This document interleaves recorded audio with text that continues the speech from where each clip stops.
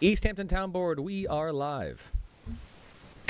Thank you, LTV. Good morning, everyone, and welcome to the East Hampton Town Board work session of Tuesday, August 4th, 2026.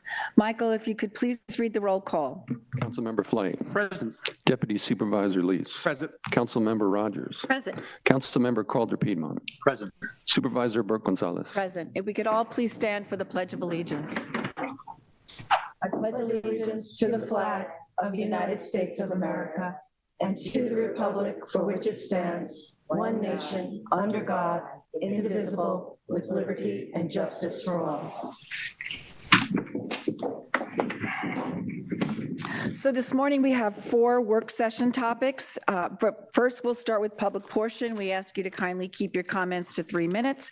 That'll be followed by bids with Jeannie Carosa. Then we'll have a presentation from Dr. William Wertheim from the Stony Brook Medicine East Hampton Emergency Department Year in Review. That'll be followed by a presentation from Julie Ratner and Mady Schumann from the Ellen Hermanson Foundation. And then Andrew Visconti will give us an update on Route to 27. That'll be followed by liaison reports and resolutions. So first we will start with public portion. Michael, is anyone signed up? No. Is there anyone in the room that would like to address the board? Alon. Today is the... Welcome, Alon. Thank you, Kathy, and thank you, Board. Alon Rosenthal here from Wayne Scott. I'm here to follow up on my valid request to rescind Resolution 663 and 996, the purchase of 549 and 550 Wayne Scott Northwest Road. Since I first told you this purchase was illegal and violates dozens of provisions of Town Law 64K and objected to the illegal seeker segmentation, significant new information has come up, which I have provided to you. You heard from me at the last Town Board meeting how the aquifer protects our sole source of drinking water and how this purchase to develop upon it violates our constitutional right to clean water and the law, especially during the face of a contamination crisis. You received an email from me as a follow-up with evidence of misrepresentation and that this land was meant to be preserved. And now, today, I sent you another one with yet more information. I learned from Kate Rogers at the Wayne Scott Citizen Advisory Committee meetings that a new town FAQ about the contamination was posted. I thank you all for doing that. What that email shows, is that the town knew about this in May, during the very time that they were reviewing this process. SECRA law requires that if you receive new information between May and June, the time that the resolution was drafted, and that you ratified and relied upon the negative declaration that it was made, that you guys had to review that, and you didn't. You ignored it. You ignored that contamination existed, even though you knew, and that it has an effect on our aquifer and the sole source of our drinking water. My lawyer today sent you a follow-up detailing that law exactly so he could speak to your attorney about it. I tried to bring it up at the Wayne Scott Citizen Advisory Committee meeting, and I was shut down. So please don't tell me that regardless of the secret review that there's no plan and there's no impact. You certified this as an eligible 64K expense for the production of housing. Either housing is coming and its impacts are foreseeable, or it isn't. And the expenditure was unauthorized. You can't have it both ways. 6 days after the negative declaration, you told me, Kathy, on the phone that this area would have to be rezoned and there would be 4 units per acre here. Now, I even went to CHAB and spoke to them, the Housing Advisory Board. They did not seem to know the proper housing laws either. I presented a historic property to them, and they didn't even know that historic properties were allowed to be purchased. I've also sent Councilmember Ian Calder-Piedmonte multiple properties. I understand that you can't discuss stuff with me, but I don't understand why the town isn't looking at those or purchasing those when they could actually create housing like the law required. I've now let you know on the record of multiple of discrepancies, illegalities, and lack of proper procedures that occurred here. It's all been laid out as the basis of my request for rescission of the resolutions, but it's been ignored. Making mistakes is okay. Running a town is hard to do. But when you're repeatedly told about them and they're proven to you, it's no longer a mistake. It's on purpose. And it begs the question, why? That is the question that I'm growing very concerned. Directly and briefly, I ask you again, please make a resolution to rescind these illegal resolutions, and that new information should make clear do not benefit the residents of our town, are not legal, and do not follow the law. This is your chance to reverse course before it's too late. Actually create housing, honor the law, and do what you all say you're doing to protect our drinking water. Will you take it? I hope so. Thank you, Alon. Thank you. Would anyone else? Do I have any support here for making a motion? That's what Donna, you told I'll us. talk to you offline, but we can meet afterwards in my office to set up time tomorrow, and I can review what you've sent me and Okay, what I've been we sent. could talk on the phone. I appreciate that at the hearing, you said if there was misrepresentation, that you would not honor the deal. Absolutely. Yes, and I appreciate all of you doing what you can to protect our drinking water, and Ian, you doing what you can to make housing actually happen. David, you're the preservation guy. This land is supposed to be preserved. Thank you. Alon. Please. It's not my first, Welcome. but I was a few times, but I hear you, the board ignored other people too, so I don't feel very special. If you could please just say your name for the It's record. Regina Whitney. I live on Oakview Highway, and my neighbor is Ronald Webb, and very close to him, his neighbor is Bistrian, the two big companies who really disturb our neighborhood, and nobody does nothing about it. And we too have on Oakview Highway on the end, we have a water which is for East Hampton town, and Bistrian is 15 years ago, Bistrian was like this. Okay, Now it's so, this. Regina, you have to address the board. Thank You you. can see this on a website or whatever. I didn't have the time to do it. But all the woods are gone. All the, on the web property, all the oaks are gone. They were 60, 70 years old, this big. They're gone because he has to clear up for his driveway, for his big trucks with the trailer, which having the heavy equipment, because he moved his business on Oakview Highway. He's supposed to build 4 or 5 houses you gave him. There's a document he's supposed to build. He didn't build for 15 years. He moved the business because it's convenience for him, and he's protected by you. Because last year there was a different director. He told him he has to replace the clearing. He has to move containers, metal containers. Last Saturday, he brought another containers. All the big heavy equipment is back. I tried meeting you, Kathy Burke, for many times. You never start give the reason that apparently he grabbed somebody for, but I think that was very suspicious. And Webb, what he did, I don't know if it's for the thank you or for reward. He got the job to do the town hall, which is, for me, after all this stuff going on, very suspicious. And I don't think so. Adele Demanil will be happy if people like this do the work on her donation. Thank you. Hope everybody, somebody can do something. Thank you, Regina. Would anyone else like to address the board?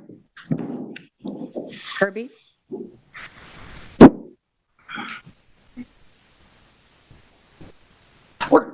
Welcome, Kirby. Good morning. I'm Kirby Mark Antonio, and I'm going to do a Hugh King just for the second, since Hugh's not here. The issue of affordable housing has been on the docket here for 42 years now. That is to say, in 1984, when the town came together to create its comprehensive code at a time when the town felt it was being overdeveloped, the primary way of doing that was to upzone what was thousands of acres of property at that time from 1 and 2 acres to 3 and 5 acres. Now, the authors of that code understood that because they were going to be taking out housing stock, they were going to be affecting the affordability of local people to buy something. So admittedly, it was a very imprecise way of going about it. But Tom Thorson and Judy Hope and Deborah Foster and even Chris Kelly, who wrote the code, tried to look into the future and see how much affordable housing might be needed in the town of East Hampton. The furthest they could look was 10 years. They looked from 1984, given the new restrictions, to 1994. And by their best guess, the town needed 532 housing units, spread between seniors, young families, and incoming families. Now, the way to do that was to set up 16 maps that were affordable floating districts, and they were scattered throughout the town. They were anything from old file maps to large pieces of property. Of all those 16, only one got used, and that's the windmill second on Springs Fireplace. All of the other maps, when they're brought to the attention of the town, were either abandoned, bought, or simply put to other use. So the whole idea that affordable housing has been something that has been an issue in the town is certainly not new. What's changed, though, is that we have no land. 13 acres on Northwest Wainscott Road seems like a lot of land. It may turn out to be something. I hope it does. Even my sister, who lives across the street, hope it does. By the way, Sarah and Rachel say hello. They're out here for the weekend, their annual get-together. The point is, we're at the very tail end of trying to find some way of keeping people here. And the only large properties we have are off the table. The airport, the sand pit, and it seems the gun club. Then we drill down to small properties, 2 acres here, 4 acres there, 5 acres there, small pieces, but they have an impact on the neighborhood. So needless to say, they have to be thoroughly vetted, they have to be fully planned, they have to be in some kind of harmony with the neighborhood. But the point is, this conversation has been going on for a very, very, very long time.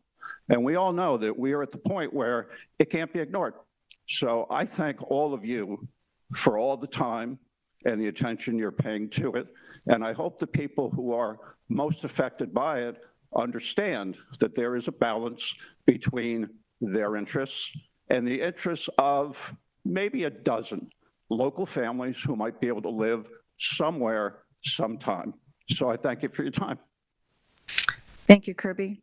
Would anyone else like to address Catherine?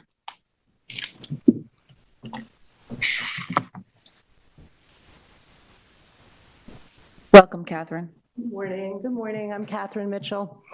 I came here for a completely different reason, to support Andrew in his presentation about Route to 27, but I thought while I had the opportunity, I just wanted to say thank you, because I am a recent successful participant in the new East Hampton Town Beach Guardian, the adult swimming and water safety program that we just finished up on Sunday, by participating in 2 events in the Hampton, in the junior lifeguard tournament. And I want you to know how important that was for me and for all the participants. And I know the town has supported water safety and waterproofing this community for years. And this recent addition, for me personally, was life-changing, because I am a lifelong fearful, anxious, and reluctant ocean swimmer, and no more.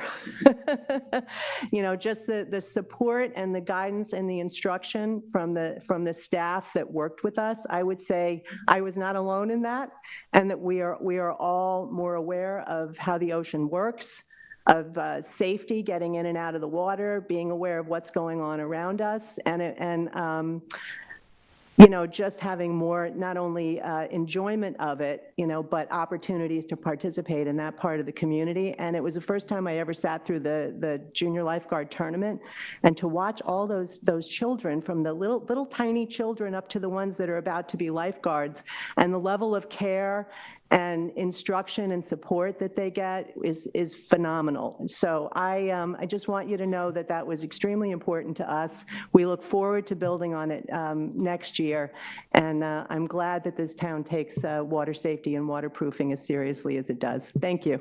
Thank you, Catherine, and congratulations. Would anyone else like to address the board? I would just like to follow up on what Kirby said. I'm sorry, we're going to move on and see if there's anyone on the line. Should have disclosed housing. Jason, is there anyone on the line? We have one caller on the line. I'll unmute them now. Thank you. Hello, caller ending 3872. Can you hear me? Yes, I can. Thank you very much. And you're on the Yeah, air. I'm Martin Drew, Springs. Can you guys hear me? Yes. Welcome, Martin. Okay, thank you. Yeah, thank you.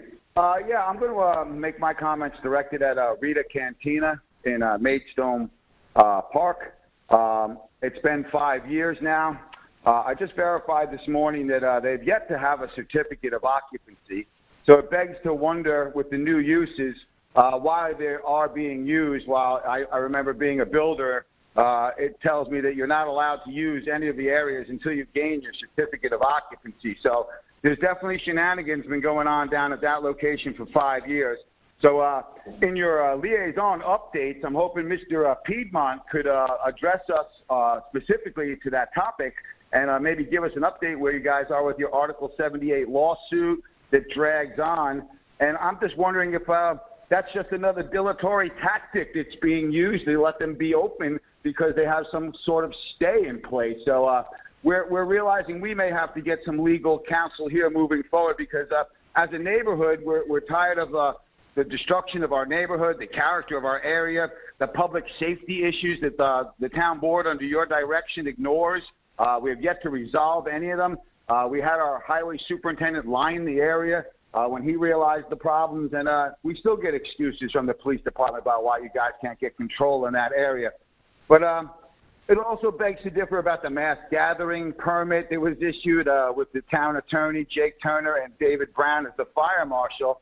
And I'm going to be straight. I brought that to the district attorney's attention, care of Mr. Brian Wood, while I was inquiring about the corrupt contractors that haven't been named yet about this bribery situation at Town Hall. So it's funny how you guys were quick to out the young people who work for the town and drop their names all over the community, but yet we don't have any idea who the corrupt contractors were.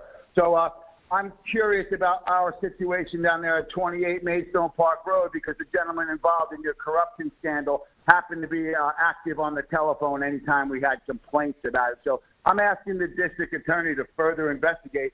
And while we're on the subject, a new ice machine has arrived on the right-of-way on Richardson. So I made a complaint about that. And funny how nobody can take the responsibility and authority to take control of that. So between the code enforcement and the fire marshal and the planning department, maybe you guys could figure that out and get the ice machine off the curb, you know, as it poses a safety threat to young children in the area. It's another thing in the right-of-way. You put an ice machine in the right-of-way, 2 stop work orders. I mean, when do their activities become criminal? So I'll direct that to Jake Turner, since none of you folks answer any questions. And I'll ask politely that Mr. Piedmont gives us an update about Springs issues, this being ours, and Maidstone Park issues where people are required to have a town permit. So we're not going to let you guys just make up your own set of rules. There's a deed to rely on, there's town codes, and there's also expectations of law with these restaurants. And be reminded, my grandfather owned the thing across the street for like 50 years, and it was always used as an extra parking lot for the area. So you might want to scratch your heads on that one. And since I'm in Maidstone Park and I love it so much, you tore down Cox's fishing station. We've never replaced the facility that it was, a place to buy bait, a place to get fishing poles, rent a bicycle perhaps. So maybe we should think about these sort of things moving forward. And one last comment, please. Mr. Kirby in mind, Dr. Koppelman told us in 1999, he only brought your stats to 94. 1999, Dr. Koppelman came to town and told us we needed 3,900 housing units at that time. And the politicians basically, they shite themselves about that figure. So the reality was you guys beat it down to 900. So the politicians of that era all sold our entire town short by 3,000 units, and you all should be ashamed of yourselves. And now you're fighting over the last 500. You can't seem to get on the ground. Shame on you all. Write in Martin Drew when you really want change. You need opportunities and choices in your town. So don't forget the power of the pen. You all have a great day. Take care now. Thank you, Martin. Jason, is there anyone else on the line? There are no other callers on the line. Okay, so we're going to move on to our topics. First up is bids with Jeannie Carrozza. Welcome, Jeannie. Hello. Morning. Good morning, Good morning. Jeannie. First, I have a couple of acceptances. The first is for the Joint Fuel Facility Maintenance Service. Metro Environmental Service is the apparent low bidder for that annual contract. Next, we did a bid for a tractor for the Parks and Recreation Department. All Island Equipment is the apparent low bidder in the amount of $100,900. Two trade-ins were also totaling $16,000, were taken from the total bid, bringing it to the $100,000 amount. Rejection of the Springs Park restoration, and then a few notices going out. We're doing an RFP for the appraisal services for the Land Acquisition Department for CPF, and also included with that will be for the Housing and Community Development Department. Bids for the demolition of 225 and 227 Gerard Drive, the annual drainage ABC contract, and then bamboo root barrier installation, and the location is off of Old Stone Highway. And that's it. All right, questions for Jeannie? Nope. Nope. All right, thank you, Jeannie. Thank you. Okay, next up, we're going to have a presentation by Dr. William Wertheim from Stony Brook Medicine, and it's been a year now since, just over a year since the East Hampton Emergency Room came to be, and you were here, Dr. Wertheim, back in June of last year to kick it off, and we're looking forward to a report on, what's happened over the last year. Well, thank you very much for having me and allowing me to speak to all of you. So I'm here to mostly talk about the East Hampton ED. My name is Bill Wertheim. I'm the Executive Vice President of Stony Brook Medicine. As you know, we opened, you can advance the slide. We opened the East Hampton ED on May 22nd of last year. So I'll be presenting some information and some data which really goes through the beginning of July of this year. We don't, of course, have a complete summertime set of numbers because summer's not over yet.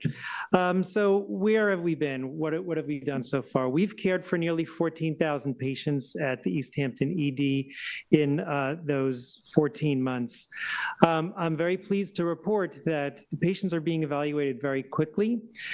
We pay attention to such things as how long it takes somebody to be triaged, how long it takes somebody to actually see a physician, and you can see that door to triage is 11 minutes on average, and door to provider is just about 25 minutes. And on average, people stay in our emergency department for a little bit over 2 hours. That's the time they come in to time they get discharged, assuming they don't need to be transported to the hospital, which is very, very, very good. So you have a way of sort of comparing that to a benchmark. The average time of sort of door to being discharged in an emergency department in New York State is closer to 3.5 hours. So this is very, very good.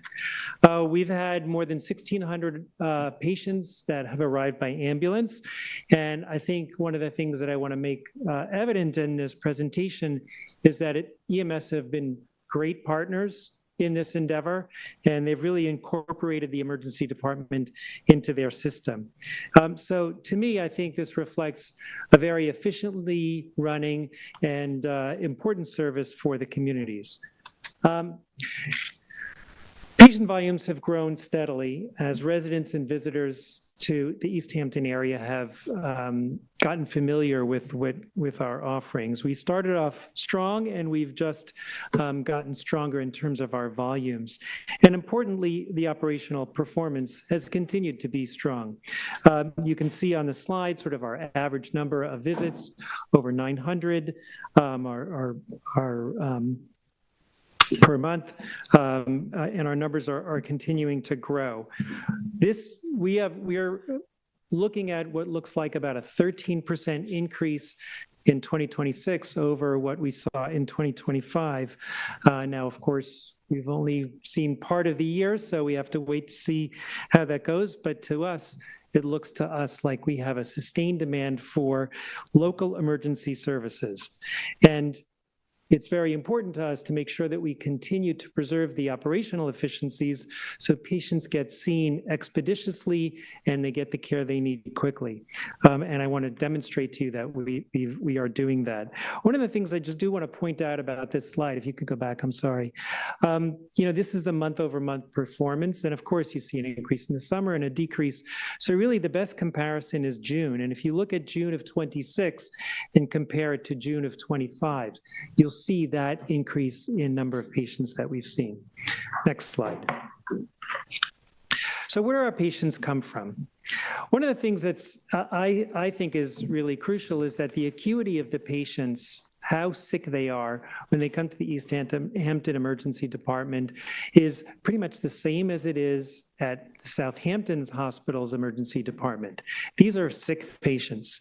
Many of them are brought in by themselves or by family members, and that is typical for a community emergency department. As I said, well over 1,600 patients have arrived by ambulance, and that is similar to sort of the ratio, the percentage that we see at Southampton's ED. So again, one of the questions we had is this going to be largely an urgent care? And urgent cares certainly have an important place in the healthcare of the community. And the answer is no, it is not just an urgent care. This is a full service emergency room. I think, as you know, one of the first patients we saw was having an acute myocardial infarction and heart attack and was transported to Southampton for the services of the cath lab. This is a full service emergency room taking care of everything from minor injuries to life-threatening illnesses. Next slide. Also importantly, our patients are coming from all over the East End.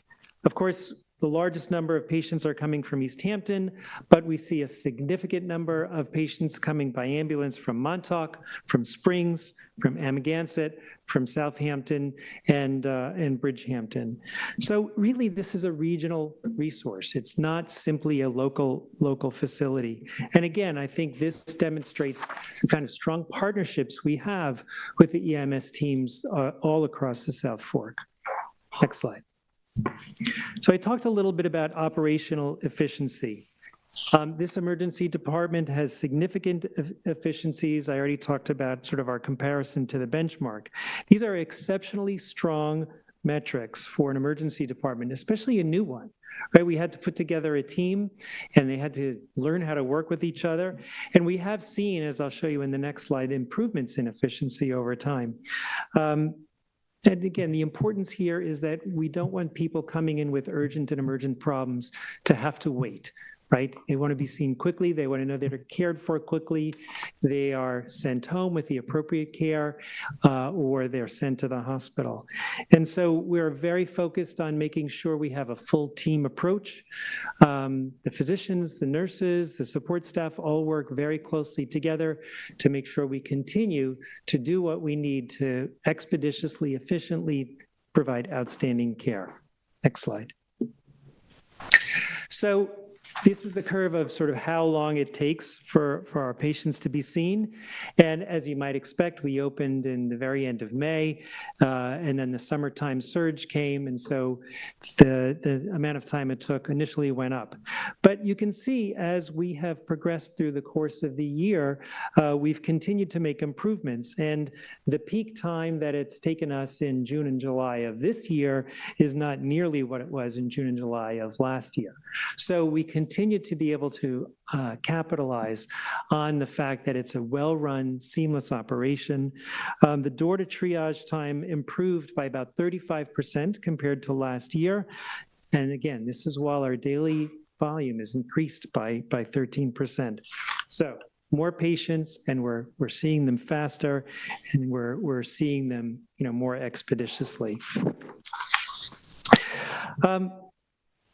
One of the things that was interesting to us is when we first opened the East Hampton Emergency Department, we assumed that overall the total emergency department between East Hampton and Southampton Hospital's emergency department would be flat, that this would be advantageous to provide better, earlier care to people in the township of East Hampton, but overall it would be roughly the same. And that is actually not what has happened. Together with the two campuses emergency departments, our total emergency department volume has grown by 14%. Again, I mentioned to you that the acuity is the same. What does this say to us? This says that there was an unmet need, a significant unmet need for emergency medical care on the South Fork, and that many people were simply going without care. And the fact that we are able to do this with the East Hampton Emergency Department, to me, is a significant advance for the healthcare in this area. We're on track to see approximately, well, close to 26,000 visits annually in the emergency department.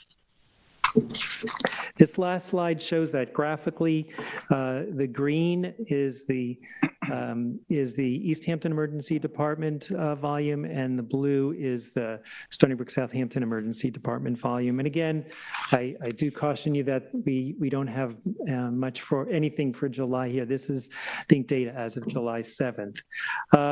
But 13% year-over-year growth, and overall, our total emergency department volume has increased.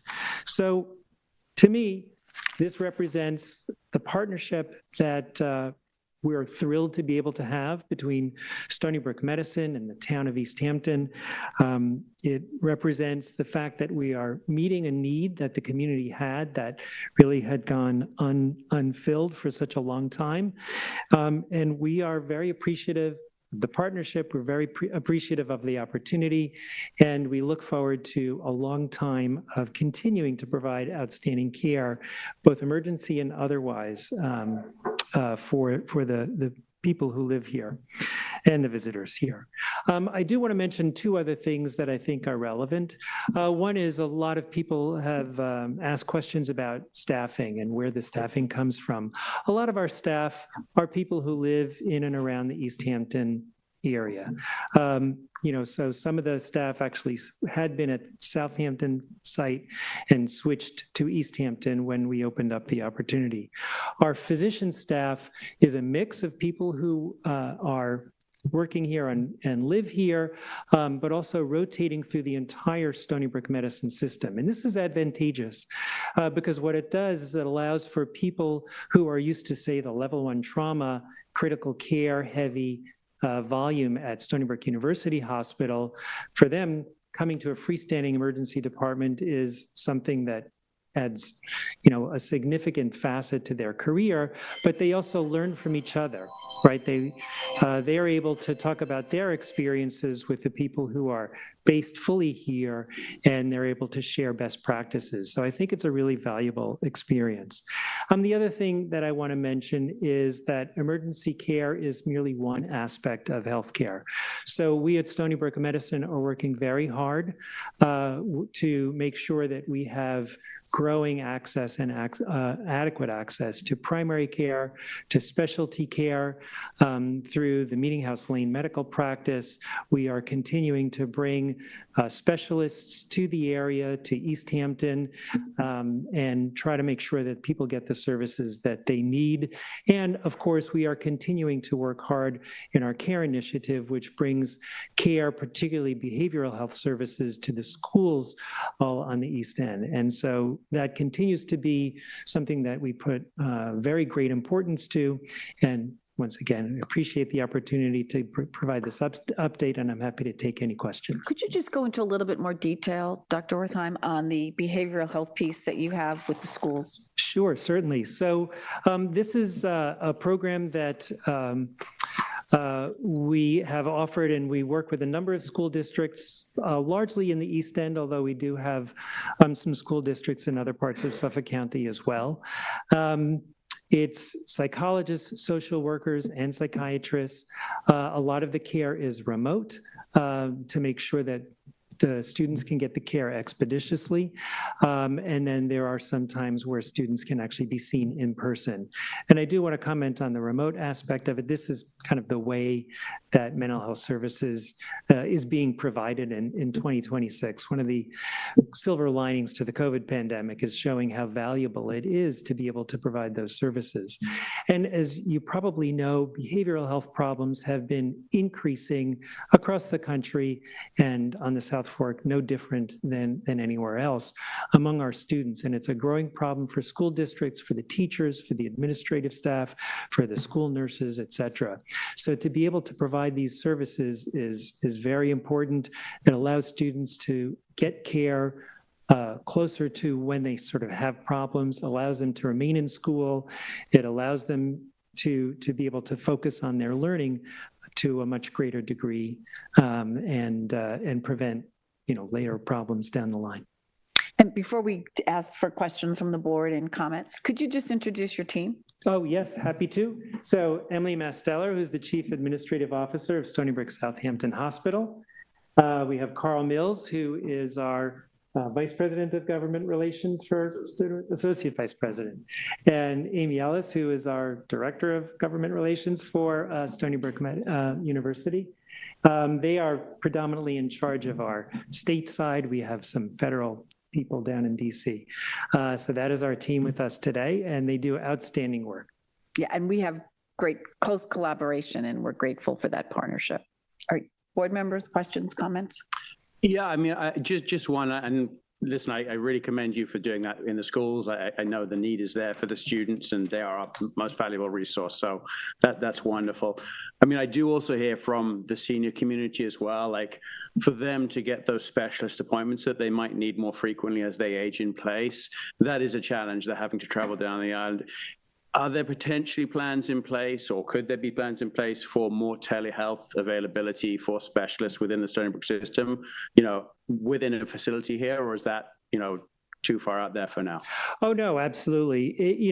We do have plans, and we actually already do some of that. For example, I think we do some telehealth in nephrology because a lot of that is managing laboratory values, and we can advise referring physicians over telehealth. And there are some things, of course, you need to be in person. It's hard to set a fracture if you're doing it remotely, but not always impossible. So we do absolutely do some of that.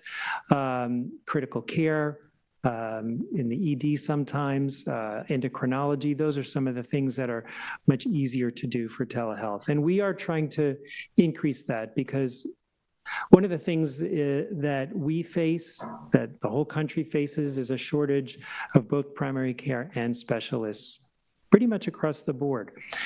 So we are working both with telehealth and other means to try to make sure we can provide the services that our communities need. Thank you. So for myself, I'm going to take it two different ways. And it's very nice to see you again, Dr. Wortham.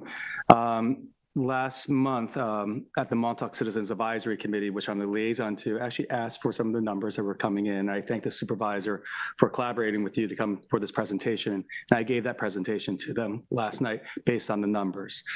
The group out there at the CAC, which are community members that have been longing for this facility, were very interested in the numbers. We played a little game. How many people do you think they saw? And the numbers came in half of what you saw. And there was an audible gasp in that room, in a good way, that the numbers were that high. Even more so, I think, but the best slide on there was showing the efficiency of how the department is running from 25 to 26. And that, I think, we're just getting used to the facility, the staff training and such. And that was another one. I mean, you're saying 35% or 11 minutes or wherever it was. That was all very welcome news by that advisory committee. If you don't mind, I'm going to share that with the advisory committee also. Please. I'm then going to take it to a personal level on it then too. The work and the collaboration with the hospital foundation, my first day in the office here, first day, I think it might have been my first resolution, was a 99-year lease back over there. To see it come forward to get to here is a great thing. Now, we collaborated not just with the town, but with the state. I want to thank Assemblymember Schiavone for being here today. This is something that really was shown that needed to happen in our hometown. Myself, 3 generations of the Lease family has been to your facility back there. Okay, from a little smarty 8-year-old that likes to jump off lifeguards stands, twisting their ankles, love the attention. We were in and out of there, making sure nothing was wrong. To a lovingly stubborn octogenarian, former school teacher battling oncology needs. Right now, my mother, she was there also, and we were there immediately. And both of those, and I was there for other times, treated extremely well, saw familiar faces in a beautiful space. But one of the best things of being in my hometown and finally having that facility came from my mother. We walked out of there, and she really didn't recognize where she was walking out of, because when you go through those situations, sometimes you're in a vacuum. She pretty much thought she was in Southampton at that time. We walked outside, and all she said to me, "Let's go get Chinese food." because she knew she was in her hometown, sorry, in her town she lived in, and was able to get the comforts of that and go home immediately to my father. To me, priceless, okay? We've gone there for scans. You haven't talked about that. We've gone there for, I have an MRI going in shortly for my neck. We've gone there for x-rays for kids and such. That's another section of the facility also that I think we should represent too. But overall, the ease and convenience that we're seeing, not just for my personal family, I thank you and your team, but also to the community from Montauk, the first responders like Tom, to others that go there right now, it's been tremendous. And I look forward to the collaborative work as long as I'm in this office or not. So I appreciate you. Well, thank you for saying You this. found your spokesperson. Yeah. We just Yes, talked thank you. about that they have a facility where they can edit film and do videos. And I was like, well, maybe there's a little piece you're going to want to edit today. Well, And I well, think, David, you're it. I speak from the heart. And when it's something that's passionate for that, and there's been a need to see it, and then you actually get to use it, it's a different type of tenor and tone I'm going to bring to you. Well, thank you. I will say, I was at a Southampton hospital event over the weekend, and a number of people came up to me with very similar stories, immersion blender injuries, kids falling and, breaking a bone or something like that, and everybody, similar stories, elderly parents, those kinds of things. And that's really what we're here for. We are here to meet the needs of the community, and it is immeasurably gratifying to all of us to know that we're doing that well. Yeah, if I may, I would just, first of all, just to say the numbers, in 415 days that the department's seen 13,556 patients is beyond all of our expectations when it first opened, and we were saying it was a dream come true for all of the reasons that my colleagues have spoken of, both personally, professionally, worrying about people. So that number just deserves to be repeated. And considering it's a new facility, as you said, and a learning curve for everyone on top of it, the team is outstanding, and the whole community is grateful. I did hear you say, though, that there's a lack of primary physicians happening across the world, and you do outreach with mental health services into our schools. And I was just wondering if you'd like to, if we could perhaps collaborate on some kind of job fair or getting young people interested in medicine. It's a great profession, rewarding and satisfying as you've indicated. And there's a lot of young people here that we have some great science brains in here that would be perhaps good to bring to your attention, or have somebody come and speak to the clubs out at the high school. And even beyond that, for job fairs out here, I'm sure there'll be interest in medicine, and if we can help promote that interest in any way, I'd love to help you. Well, thank you. We'd love to partner with you on that. And there's certainly lots of wonderful people who can talk about the advantages of careers in healthcare. And so we'd be very excited about that. I will say that with our campus in Southampton, we do have a fair number of healthcare training, particularly in speech and language pathology, physical therapy, a little bit in occupational therapy, and we're hoping to expand our social work training there with a bilingual social work program. And nothing is started yet, but we're hoping to expand that. And that, too, I think will help with opening people's eyes to healthcare careers amongst our students. That's great. Yeah, my sister's a retired operating room nurse. She retired, she was a million years ago, but she got married, had children, and went back to school to become a nurse and moved up in the career. And she still talks about it, the work as rewarding, the most rewarding work. Hard work, physical work, but really rewarding work in her life. So I thank you. Amy, maybe we could talk about us at least promoting your training programs in the least. Right. I would just reiterate what my colleagues have said. When this first became publicly known, the idea, and during the planning phases, I think everybody was very excited, and we knew this was something that East Hampton needed. I think these numbers show we needed even more than we realized, and that bears out through the numbers that you've shown us today, and also just through word of mouth and the community and what I hear from, many people I know who have been there and used it. And I've heard only positive things. I think another important element is not only for people who need treatment, but for our volunteers, our ambulance drivers. Tom could probably speak to this more because he is a volunteer, but the amount of time it saves our volunteers to be able to take somebody here as opposed to all the way to Southampton and back is significant. We rely a lot on our volunteers to help keep our community safe. So I think all around, this is a great addition, and I think the community and myself are very grateful for it. Thank you.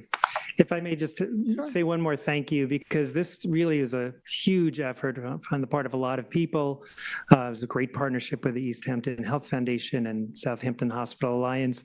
But I want to single out two people in particular who really worked unbelievably hard to get this open and have continued to work hard. One is Carol Gomes, the CEO of Stony Brook University Hospital, and the other is Emily Mesteller, who are CAO for Stony Brook Southampton Hospital, who's tireless in her efforts on behalf of the East Hampton ED. So thank you. And always makes herself available. And yes, we had an opportunity before today's meeting to speak for an hour and talk about other ways that we could collaborate, how we were already using instructors from the Ed and Phyllis Davis Wellness Institute to come to the senior center and teach classes at our Wellness 60 Plus.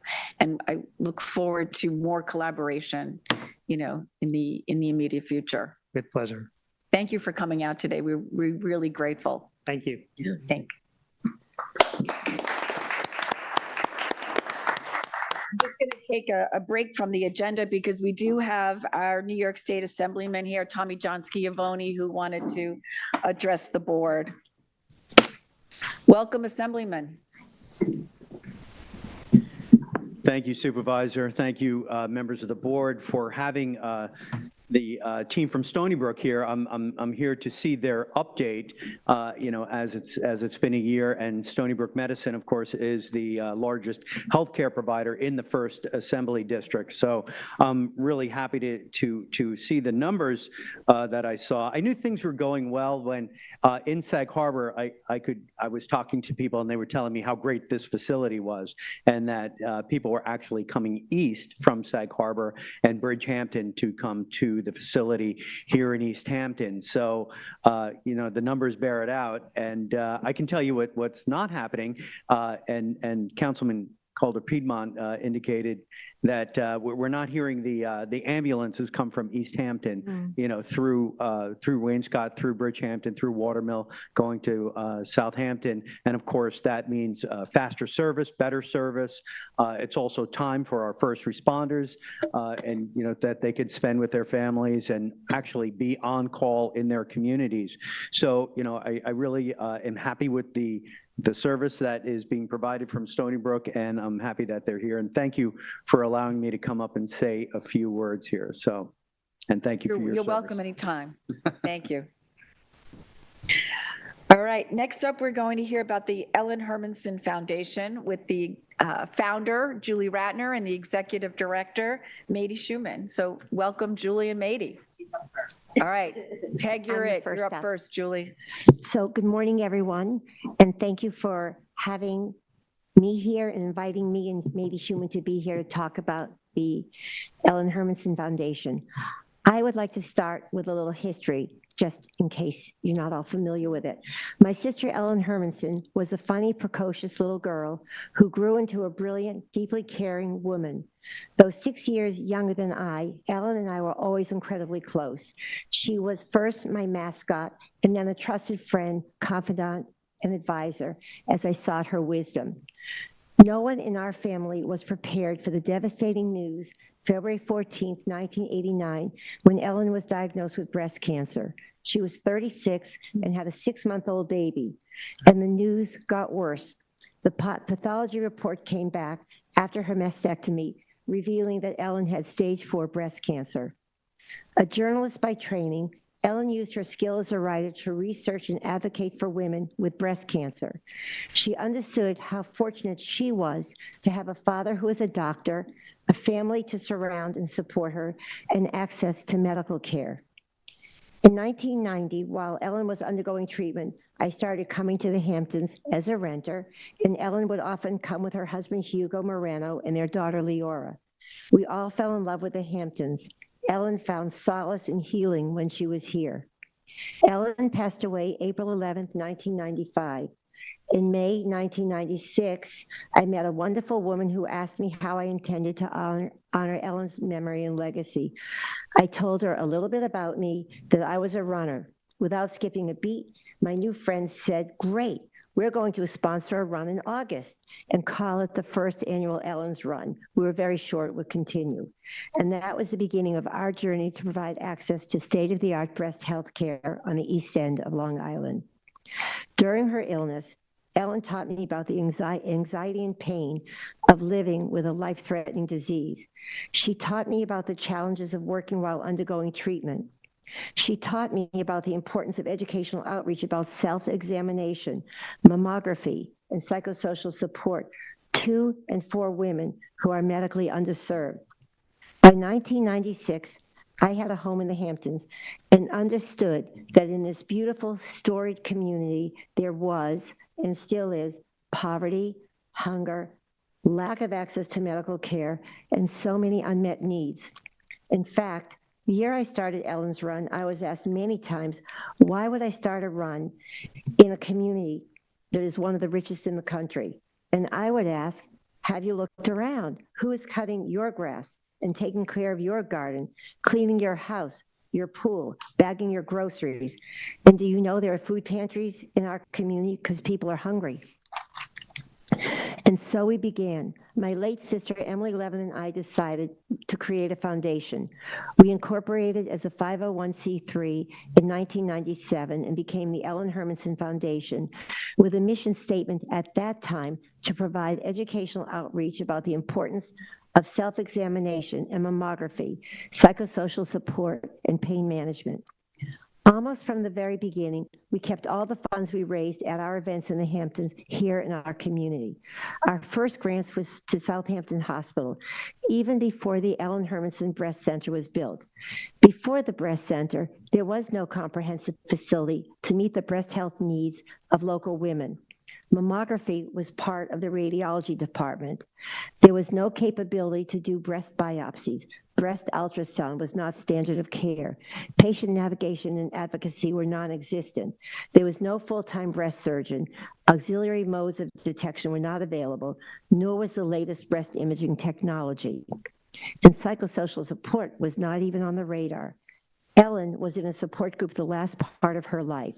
She would often say to me, as close as we are, and we were extremely close, "You can't understand what it is like to live with breast cancer. You haven't walked in my shoes." And she was right. Ellen's support group allowed her to share her fear, her pain, her anger in a safe environment that was loving, accepting, non-judgmental, and even calming to her. So we ended up dividing our grants into two buckets very early on, starting in 2000. Technology to build capacity necessary to inform, attract, and keep women in our community, and obviate the need to go up island to the city. And free psychosocial support groups through Ellen's Well, an initiative created in 2000 and facilitated by a full-time oncological social worker. And our services through Ellen's Well were free of charge to any woman who needed them. Over the years, our strategic grants brought coveted recognition to Southampton Hospital when it was named a breast imaging center of excellence by the American College of Radiology. And our grants to Ellen's Well provided emotional sustenance, financial aid, and a lifeline to breast cancer survivors and their families. In 2008, Bob Challoner, then CAO and president of Southampton Hospital, approached the foundation, inviting us to fund a new self-contained breast center that would be named after Ellen. In August 2009, the Ellen Hermanson Breast Center opened. It was and is a beautiful facility that has successfully combined the warmth of a caring community with the rigor of an academic teaching hospital. Led by Dr. Edna Koppenhaus, a gifted and compassionate breast surgeon, the Ellen Hermanson Breast Center is fulfilling the foundation's mission to ensure access to state-of-the-art breast health care Whether a patient is insured, uninsured, or underinsured, no woman is turned away. It is a core tenet of the Ellen Hermanson Foundation that access to health care, including breast health care, is a human right. All that we do is in service of this deeply held principle. And I'm going to end here and turn the rest of the presentation over to Mady Schuman, the Executive Director of the Ellen Hermanson Foundation. Thank you, Julie. Welcome, Mady. Hi, thank you. Thank you, Julie. It's really wonderful to be, wonderful to be here. I think a lot of people know Ellen's Run. Everybody seems to know Ellen's Run, and I'm not sure people put together the foundation, the Ellen Hermanson Foundation, which Julie so beautifully just explained its genesis, and even the Ellen Hermanson Breast Center. So I'm hoping that today you really get to know a little bit more about the work of the foundation. I think Julie's given you a good overview, but I'd like to tell you a little more. I'd also like to tell you, I've lived here since 1985. I've been a full-time resident since 2020, since COVID. I've worked at Longhouse, I've worked at the Retreat, and now I have the honor of working with Julie for the Ellen Hermanson Foundation. I love this community, and I must say, the previous presentation really was sort of so amazing to me, because I've been afraid here over the years. I live in I first lived in East Hampton, I live in Amagansett, and worrying about getting to the hospital, God forbid if something happened to me or a guest or a parent or a friend in the summer, if there was an emergency to get to that hospital in Southampton, I never thought I'd make it. And now I know I'm 5 minutes away from a fantastic, facility. So I'm really grateful for all the mutual cooperation that went into creating this amazing facility as well. Anyway, I'm going to get on about the Ellen Hermanson Foundation, but I just want to put my oar in a bit about the emergency room. As Julie said, the Ellen Hermanson Foundation has really been a community pillar for 31 years and has transformed breast health care on the East End, ensuring that state-of-the-art screenings, cutting-edge medical treatment, and deep psychosocial support are accessible to every woman in our community without exception. The founding principles that guided Julie when she created the foundation in 1996 remain the organization's North Star and guide our mission to ensure access to state-of-the-art breast health care and empower women affected by breast cancer. As you look around this room, I ask you, who has not been touched by this diagnosis? A mother, a daughter, a sister, a partner, a colleague, a cherished friend. Cancer does not discriminate. Breast cancer remains the most frequently diagnosed malignancy in women, affecting an astonishing 1 in 8 lives. Cancer is called the emperor of maladies. Breast cancer is the empress. We know that early detection is the ultimate lifesaver, yet $120 for a basic routine mammogram represents an impossible barrier for far too many women right here in the Hamptons. The Ellen Hermanson Foundation helps correct this. We are a grant-making nonprofit organization, and every dollar raised throughout the year through our summer gala that was just held a couple of Fridays ago, the 31st Ellen's Run that's coming up the next Sunday, August 16th, and our other annual fundraising initiatives go directly to work in this community, supporting Southampton Hospital, our Ellen Hermanson Breast Center, Ellen's Well, our free psychosocial support groups, and our community partners. In 2025, we distributed $335,000 to our grantees. The organization is lean and mean. We have no physical space. We have part-time employees, including me, and all of the money we raise goes to supporting these critical programs. We ensure access without barriers. The Ellen Hermanson Breast Center, as Julie mentioned, is a complete lifeline. Its services cover the gamut: mammograms, biopsies, patient navigation, and emergency aid for uninsured patients. At the breast center, as Julie also said, no patient is ever turned away for lack of insurance or inability to pay for treatment.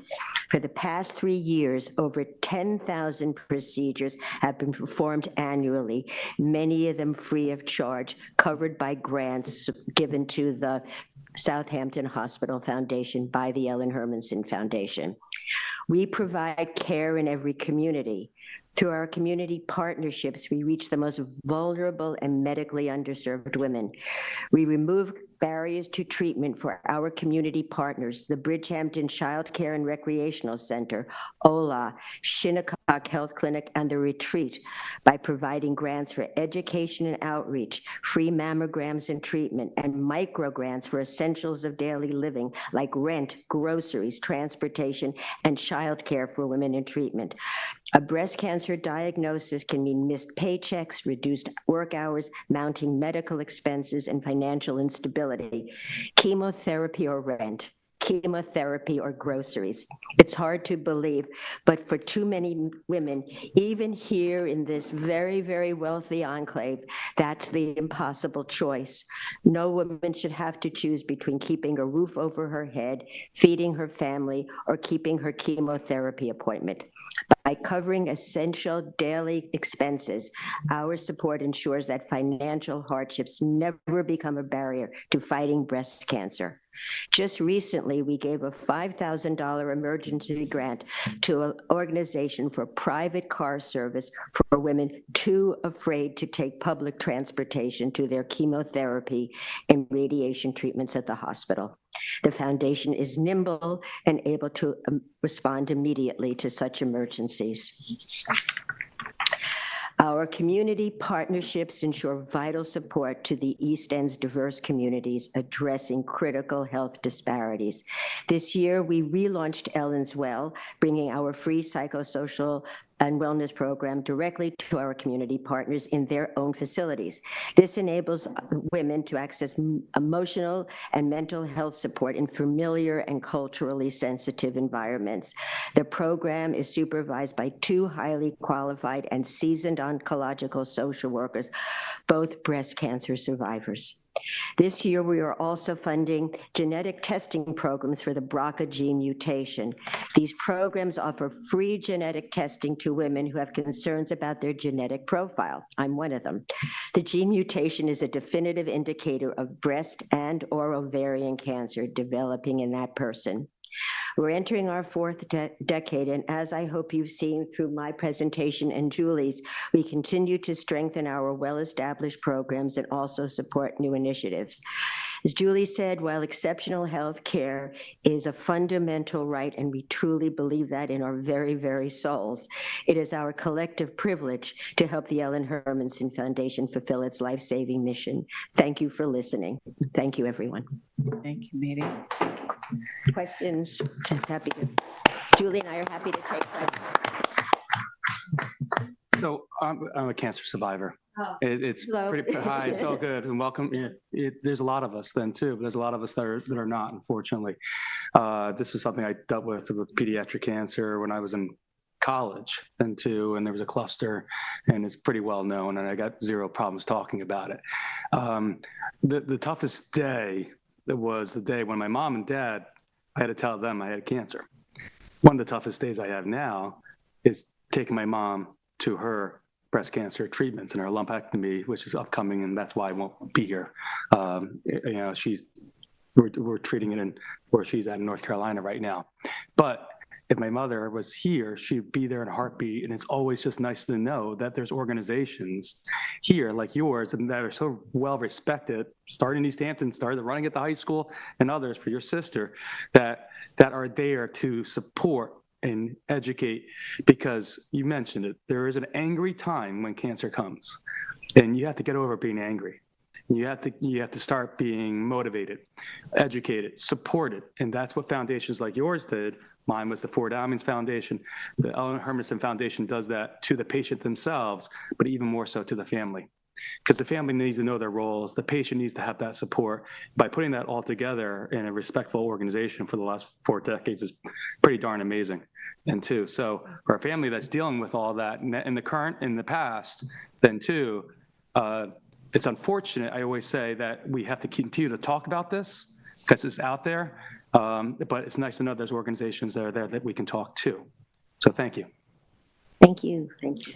So I want to thank you, Kathy, and also you ladies for presenting here today and for having this presentation, because I am one of those people that have seen the Million Ellen's Run signs, but did not know the history of the organization and its connection to Ellen Hermosa Foundation, and that I walk through when I go to my doctor at Southampton Hospital. The services that you provide are invaluable to folks in such a devastating time. And you're right, it does impact a lot of young families as well.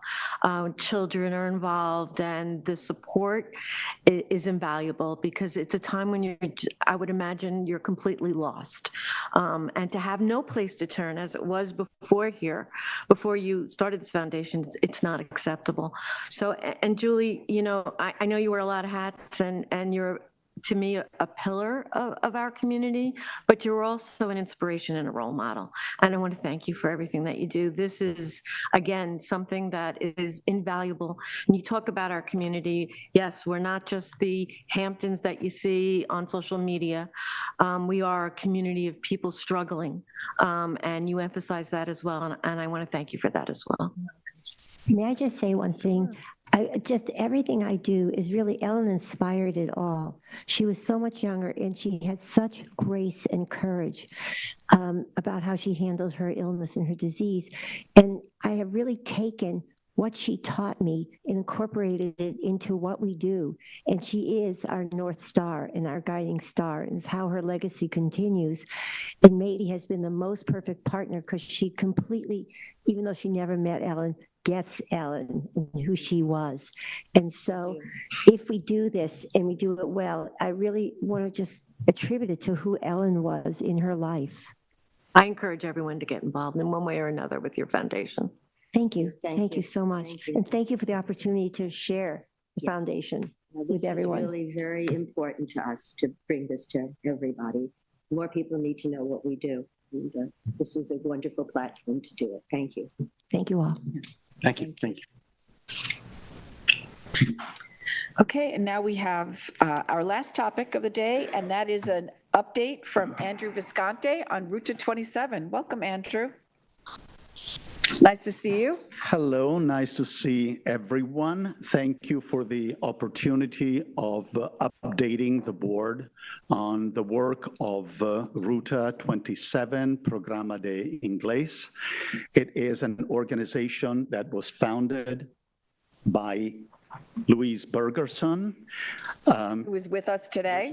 Welcome, Louise. She's here today. And I like to say that Ruta 27 is her baby, and I'm the babysitter. I would like to ask John to put the first picture up and just take one moment to look at that picture, look at those faces, and just take it in for a moment. And then perhaps, John, you can move on to the next picture. And the third picture. The people you've seen in these pictures are the people who build houses here, who work in kitchens and restaurants, who mow the lawn, who do landscaping. They are a cross-section of the service industry in East Hampton. But I would like you to pay attention to the guy on the right of the picture with a cap. Carlos. It's an interesting story. Carlos was one of my students this year from Nicaragua. And it took me many weeks to find out, first of all, that he was doing construction out here. But not only that, he is a medical doctor who graduated in Cuba.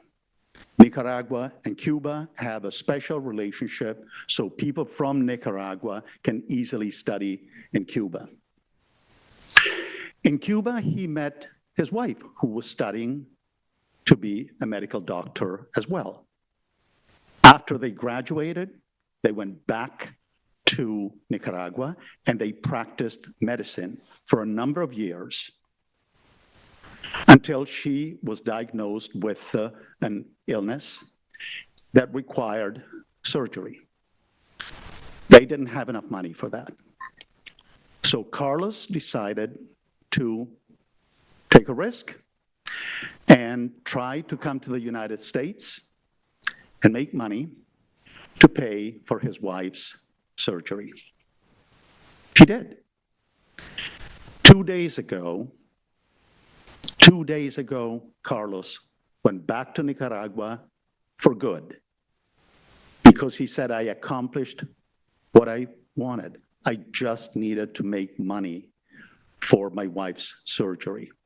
And she's fine, by the way. He specifically chose to go back on the 1st and arrive on the 2nd of August because that was their 10th wedding anniversary. Carlos is a construction worker in East Hampton. He's a medical doctor in Nicaragua. Next slide, please. Carlos is also a very gifted artist. And that portrait, the title is La Morena, was a gift that Carlos gave to me to thank me for teaching him English in 2025-26. I got a message from him yesterday. He's fine. He's in Nicaragua. He's fine. So Carlos is more than a construction worker. He's a husband. He is a medical doctor, and he's an artist. But in this town, unfortunately, very often he's just a Latino. We make no difference between Ecuadorians, Colombians, Guatemalans, Hondurans. They're all south of the border. At Ruta, we are immensely lucky because, please, you can go to the next, because I'm not the only person, obviously, to deal with wonderful stories like Carlos. In the picture, you see David, one of our volunteers. In this picture, you see Louise Bergerson with some of her students. In this picture, you see Veronica. Veronica is another volunteer. And by the way, Veronica by training is a nurse. But for years, she's been a volunteer. She teaches English as a second language at Ruta. I am in a particularly fortunate position because I teach advanced English to them. Therefore, I get to know them maybe a little bit more because they can communicate better. This folder is half of 1 year of work with my students. These are essays, compositions that week after week after week, they write about their lives. Next, please. Allow me to read this one. I always assign a prompt that starts with a letter of the alphabet in alphabetical order. When we got to letter U, the topic was U for United States. And one of my students, and I will read mistakes and everything, whatever I see here, wrote, this is the second time I've been in the United States, New York, East Hampton. I fell in love with this town the first time I was here 20 years ago. I loved going out for walks, a ride, a bike, and gazing at the sea, the beach, saw the wild animals, which people who lived here observed with great respect. When I returned to my country, I dreamed going back. I remembered the mill and the entrance to the town, the swans that nested in the lake and main beach. Now I'm here. Every day, I thank God for everything I can behold with my eyes. I'm grateful for the opportunities, for the wonderful people I had the pleasure of meet, and for the fact that this country has afforded me the opportunity to fund my children's education and establish them and enable them to become professionals. So teaching English obviously is at the base of what we do at RUTA. However, we try to do more than that. This picture shows students at Home Sweet Home with Hugh King. Wonderful, wonderful teacher. He could not be a better teacher. The way he welcomed them at Home with Home and taught them about life in East Hampton many, many years ago. This is a picture of students at the police headquarters in the village, meeting with two policemen. Specifically, we have a village police woman and a town police, I'm sorry. The other way around. Other way around. A town policewoman and a village police officer. And it was incredible for them to be in a situation where they could actually ask questions to a policeman. It's something that is incredibly intimidating, probably for everyone, but especially for them. This is a meeting that we had in this very room with Supervisor Burke Gonzalez, and some of our students were here, and again, they couldn't believe that they had access to town officials the way they did, and they could ask questions, and they could understand how the government works here and how things are done in their town, because this is their town.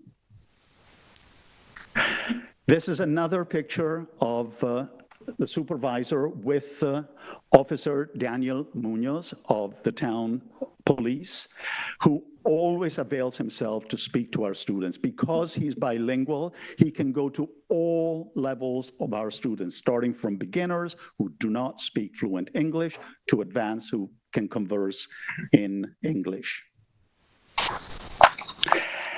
This is a flyer that we put together to announce to our students that Officer Alversa was going to be in the classroom to introduce the police academy, the Citizens Police Academy.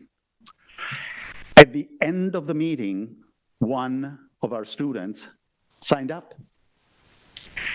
That same student could not continue coming to class because that same night that we were having class, he was also doing the ambulance training. This is a young guy from Ecuador, incredibly motivated, incredibly committed to this community. And this is where we are right now. This is the new flyer. You're really the first ones to see this flyer because this is to announce the new classes that will start in the fall. And this is where we actually have something interesting to share with the board. We can almost say that it is new RUTA because we have some substantial changes that will take place in the fall. No more academic year. We started in September in the past, and we continued until April. 14 weeks before the holidays, 14 weeks after the holidays. Wonderful, but what a commitment. In August, you're asking students, while they're really, really busy in the summer season, you're asking them to commit to the following 8 months. No wonder we always experienced attrition. By the second half of the year, fewer students were coming to class. And by the end of the year in April, of course, it was just maybe 4 or 5 students. No more. We're changing that. fall term, winter term, spring term. 12 weeks from the beginning of October until mid-December, break. 12 weeks for the winter term from the end of January until mid-April, break. 6 weeks for the spring term in May and June. Why is that important? Because the students will be able to have a better sense of their schedule for 12 weeks as opposed to 8 months. But another big change, I don't have the slides to go with it, but we're going to start teaching twice a week. Before, it was only once a week. Now, twice a week for a shorter period of time. We pass around among our students a questionnaire. How many times a week would you like to go to school? And the vast majority said twice a week. A few of them said once a week. I think only one student said 3 times a week. So we decided to accommodate their needs. For those of you present in this room or watching this meeting on LTV, those of you who learned foreign languages, you know how difficult it is to learn a foreign language. Once a week, it's very difficult. You really need to practice more. So we think that by having a more intense term with twice a week will actually give better results. We rely on volunteers. Every single teacher is a volunteer. 30 plus volunteers have joined RUTA. We will be looking for more volunteers because with the new system, we're almost doubling the needs of what we had before, because we cannot expect every single volunteer to say, sure, I'll teach twice a week. That's a big commitment. So in many cases, we're going to have one instructor on one night and a different instructor on the second night, which could actually be beneficial because they hear a different accent, different choice of words, different approach. So in a way, it will start to resemble a little bit more real life, where you're just dealing with people and you never know what they're going to say, what words they're going to use, and how they're going to express themselves. We have a flyer encouraging people to get involved. And some people ask me, what do you need? Who are the people who volunteer, and what are the kind of people you need? I think that the first and most important attribute is enthusiasm. You have to walk into that classroom and be excited you're there, and be excited that you're dealing with the Latino community and that you're trying to help them as much as they're trying to help you, because they help you understand their culture as you try to help them understand this culture. What else do we need? Well, when you deal with beginners, of course, speaking Spanish is helpful. But as you move on to intermediate and advanced levels, well, then it's not necessary, because sometimes, in fact, we discourage the use of the Spanish language in the classroom. We understand that it's also a big commitment, and that's why we made the change from the academic year to terms, because to ask a volunteer to commit for 8 months, not easy. Very often, we would meet people who would say, I'd love to do it, but in February and March, my wife or my husband or whatever, we go to Florida, we're away, so we can't do it. So because of those 2 months, we would miss the opportunity of bringing into our folds another good and helpful individual. This is the final picture, but to me, it is very, very meaningful. Our students in front of one of the symbols of the town of East Hampton and the village of East Hampton. As Supervisor Burke Gonzalez always reminds us, there is no Latino community and local community. There is only one community, and that is the East Hampton community. And this picture captures that we are all one community and that we all appreciate the same town, the same village, and the same opportunities of this town. Thank you for your time, and thank you for everything you do for Ruta, to support Ruta. Thank you, Andrew. Andrew, do you want to just talk a little bit about the language lab? We have a location in town, which is, we call it the Language Lab, Ruta 27 Language Lab. We would have never been able to have a brick and mortar location without the support of the town of East Hampton. For many years, Louise Bergerson can attest that we were all over the place, and when supplies would come in, right now in August, boxes and boxes and boxes of books and pens and pencils and stuff, they would all land in Louise's living room. And they would be there for many weeks until we were able to distribute them to our students. No more, everything now goes to one location, but obviously it is more than just a storage space. It is a place where we have classrooms where they give us the flexibility to have classes outside perhaps of the structured day of the week when everyone, and now 2 days a week, when everyone meets. All of our meetings, we meet there. Anytime we meet new volunteers, we have a place where we can meet. When we do training with our new and existing volunteers, we meet at that location. That location is growing by the minute. Every day we see more and more the value of having that location. And again, we cannot thank the board and the town of East Hampton enough for giving us the means to afford that location. Louise, did you want to say a few words? You'd have to come up to the microphone so folks can hear you at home.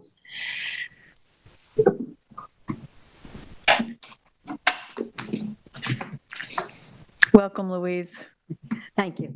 One of the things that I think that maybe gives people pause if they're even thinking of volunteering is, oh, I'm not bilingual. But you don't have to be, because in a class like mine, where I teach students who are definitely not ready to speak too much English, and they don't understand very much English, if I only spoke English, I'd have a really hard time.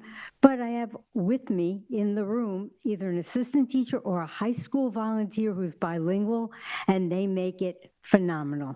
Sometimes the kids, the high school kids, are the star of the program of the class for that year, depending on which high school student volunteers with us. They do it for community service. It's wonderful for us. It also means our volunteers can be not bilingual, but be in a classroom of less advanced students and still make an impact. And the other point I want to make is something else that in our world now, there's so many things that we have no control over. We can't do anything much about world politics or Washington politics. But when you can do something that gives back to someone or gives to someone something that they would not have been able to have or do, that's really special. So if anyone's interested in volunteering, let us know, and we will help you become great teachers. So thank you. And we're going to share your flyer on the town's social media so that, thank you. Wonderful. Part of the purpose of this was the last time you were here, I think, is when you became a 501c3, which was a number of years back. And I know with the new scheduling, you're looking for, and two nights a week, you're looking for volunteers. So we're hoping that our local press will write a story about it, and we can get the word out about the program and your need for folks to step up. I have one specific request to put Where's homework? to the attention of the board. Of course. There are many businesses out here who employ largely Latinos. And we feel at Ruta, we are ready to start dealing with these companies and go directly to a company. I'll give you an example. The Honest Man Group, restaurant group. I don't know how many restaurants they have, 5, something like that. And I believe Mark Smith once told me that they employ about 100 people. I would imagine that out of 100 people, 70 are Latinos, and possibly 69 of them need help with English. We want to start partnering with companies. Of course, I mentioned one. There's others. But perhaps the town can help us create a liaison with the companies and create a way that the companies can come to us. And we also believe that the company perhaps should not pay for their employee to study English. They might reimburse their employee to study English once they complete the course. The student advances the money, and the company, if they complete the course successfully, might reimburse them or might reimburse 50%. I don't know. But this is all part of a partnership. And as I said, I can mention one company, the Honest Man Group. The board might know of many others or might have a way to reach others that we don't have. One quick story. One of my students works for Cinderella. She could no longer come to class because the night of class, she had to close the store. She's a cashier. And I encouraged her to speak to her manager. And the manager said, no, you have to work on this particular night. I spoke to the manager, and the manager is Latino. And the manager said, thanks, but no thanks. Forgive me for expressing an opinion. That's wrong. So I come from a family of educators. Excuse me for speaking. I know there's a lot to be said here then too. Andrew, I would love, if I was in high school, your wife's an educator too, if you were my educator. The passion that you bring, if your students are taking a small percentage of it and learning from you for your passion to learn English as a second language, you are top notch for what you do. You invigorate people, and you're invigorating me up here right now then too. I have a sign upstairs that says support education, support educators then too. I know Mary Spitzer, who loves volunteering right now for Ruta, continues to do so. So if you're listening out there and you have time and you have desire on there, please contact you, because what you're doing right now is you're laying foundational, generational wealth in education to families that are in our community. Thank you. Thank you. Thank you for saying that. And I hope that Louise and I were able to make clear that we don't teach children. If someone is 18 or younger, we direct them to the high school. We only deal with adults, and they're motivated adults. They want to come to class. They want to learn. So it is, thank you for saying that we are enthusiastic educators, but we're enthusiastic because we deal with enthusiastic students. Sure. It works both ways. So Thank you for running the program you do, because it makes a huge difference in people's lives out here. In terms of like working with local businesses, I'd be happy to like introduce you. Perhaps we have the business committee for the town. We have many of the chambers of commerce on there, so we could kind of introduce you through that and, you know, get that moving as well. I will say, you know, some other feedback from my other life that I have heard, which is kind of in reverse, but I think would also potentially help the community, and perhaps something we could do in partnership is there are a group of EMTs out there who, you know, want to learn Spanish to help their patients better back when they're caring for them. And if there's a way we could partner with you to kind of, you know, identify the key questions that could help EMTs ask, you know, and give better care to those patients, it would be a great collaboration to do as well. So just something to think about in the future. If we could find a person who could teach Spanish, we would include them in the program, and then people could go. We just have never encountered someone who can do that as a volunteer. Right. It's quite stunning that the town of East Hampton does not have a substantial Spanish language program. If they do, I'm not aware of it. I think that occasionally libraries come up with those mixed bag programs, all levels. So from someone who cannot speak a word of Spanish to someone who maybe it's a little bit more conversational, they don't work. You need something that it's a little more structured. And we would love to perhaps introduce the opposite, you know, some Spanish language classes, especially to help our volunteers become more familiar with Spanish. But for some reason, with all the years that Luis has been the driving force behind Ruta, we've never been able to identify someone who is in the position of teaching Spanish to the local community. So if anyone knows of anyone? Yeah. Yeah. There used to be adult education, remember, at the high school, and I remember there were programs there, but that was a long time ago. And by the way, Luis pointed out something very important, that all our volunteers are volunteers. They don't get paid. And when we were to consider reverse, having someone to teach Spanish, again, we're looking for volunteers. And it's the reason our organization, it's not after fundraising and spending time and energy into raising funds. We just try to keep our operations as lean as we can and rely on the good heart of volunteers. And you want the students to pay their own way. There's a fee because That's very important. There has to be a fee because what we have learned over the years is that if it's free, it doesn't have value. The students just don't feel that they need to make the same kind of commitment that they would make when they actually pay. We've tried a bunch of different times under different circumstances to give scholarships and things like that.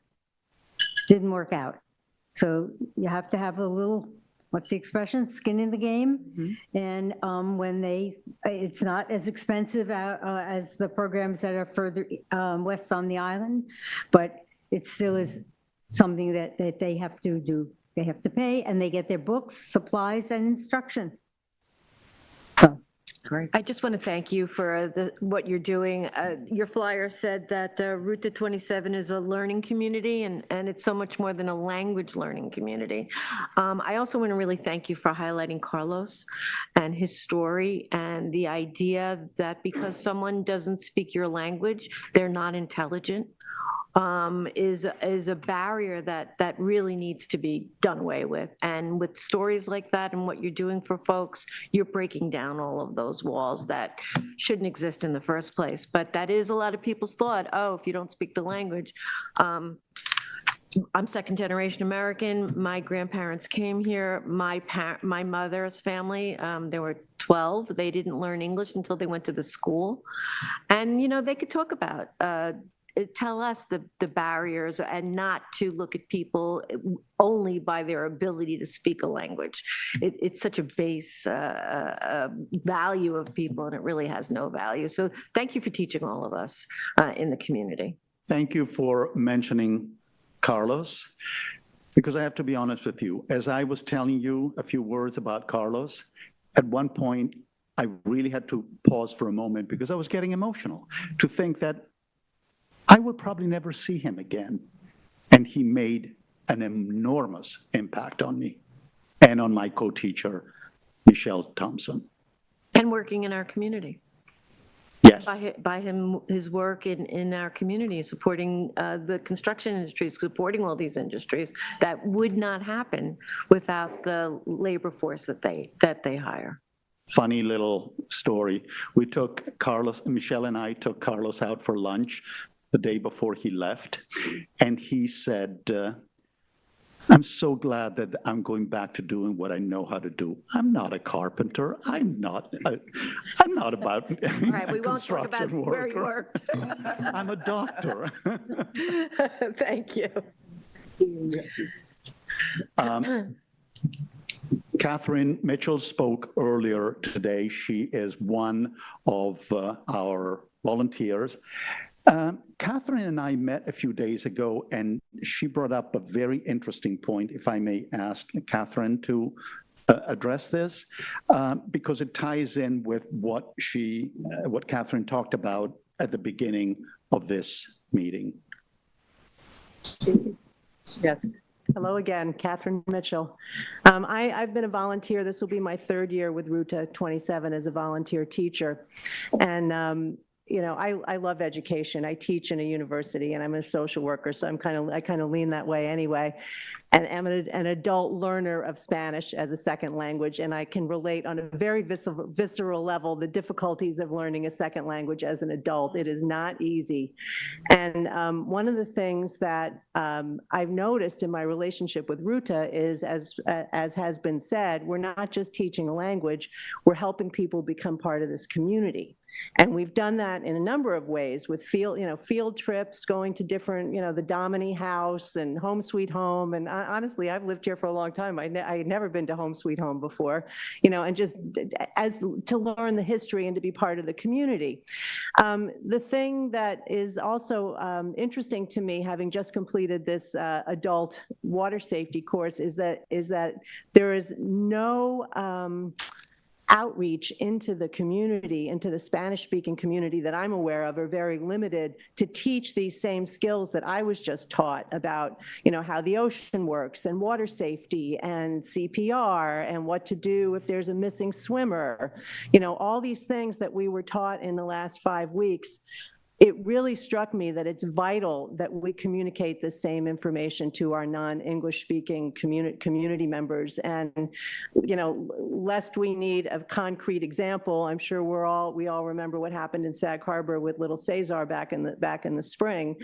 I don't know, did he swim, did he not swim, or what happened, but it just really reinforced for me the importance of, waterproofing our non-English speaking community members as well. And, I was talking to Andrew about it, and my hope is that we can bring in, John Ryan to talk about this and start to do some outreach into developing that aspect of what we do here in this community as well.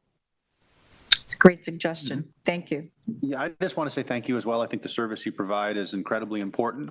I think East Hampton is a lovely place, and it's both for its natural beauty and also the community itself. And that involves people who have been here for a long time and people who haven't. You mentioned that, the love that your students have for this town and that it's their town too. And that's personal for me because I'm also not from here originally.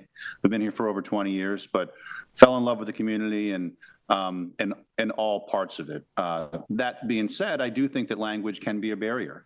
And so for people who love this town and consider it their own, I think giving them access to English, even though the town tries very hard to give information in Spanish as well, and we'll continue to do that, I do think there's a barrier if you don't speak English. And so I think you providing that resource to people who want to learn is incredibly helpful and can only, go that much further into making them even more a part of this community and feeling welcome. So thank you for all that you do. Thank you, Andrew. And we'll get the information out on social media so that we can help any way we can to try to recruit teachers. And thank you for coming today and for sharing your story. Thank you, Andrew. Okay, so we are through our topics and we are up to liaison reports. Tom? Thank you. I'll start with the Amagansett Citizens Advisory Committee. There will be a meeting next Monday, 6:30 p.m. at the Amagansett School Library. Sanitation Department, I have received quite a few emails, just the conditions there. There is more debris kind of within the center itself. I mean, it's a variety of factors. One is just the sheer volume we're receiving in these summer months is much harder to manage.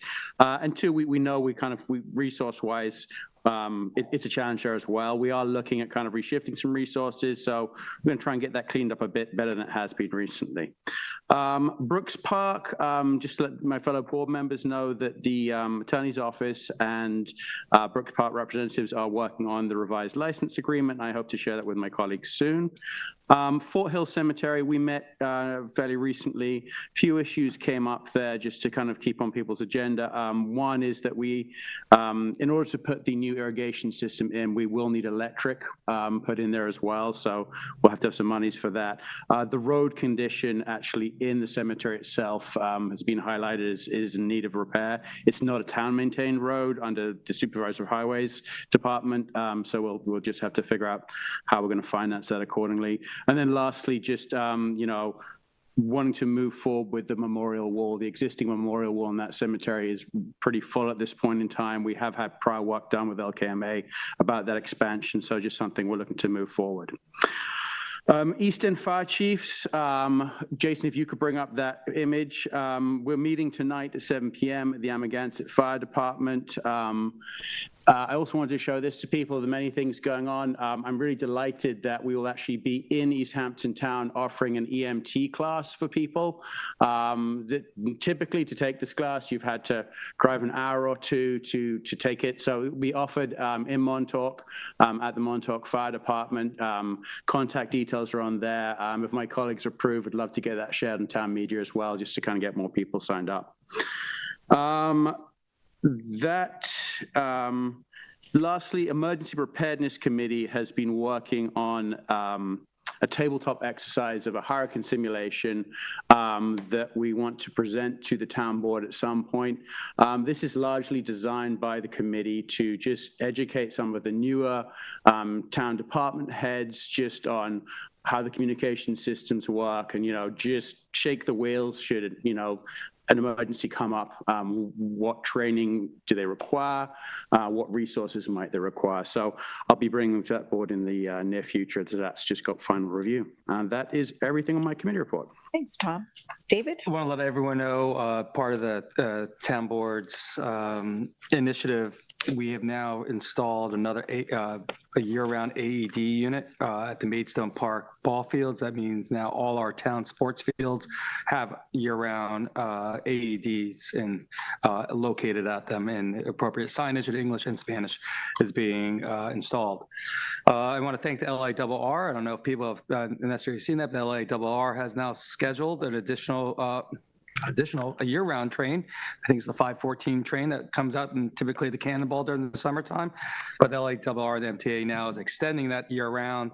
I think that will assist individuals that live out here and also visitors out here year-round. So I thank them for that. I also want to continue to keep working towards having sidings, but also greater amount of train schedules, as that will bring a lot of relief in multiple different ways. To one of what Tom just mentioned about a sanitation also.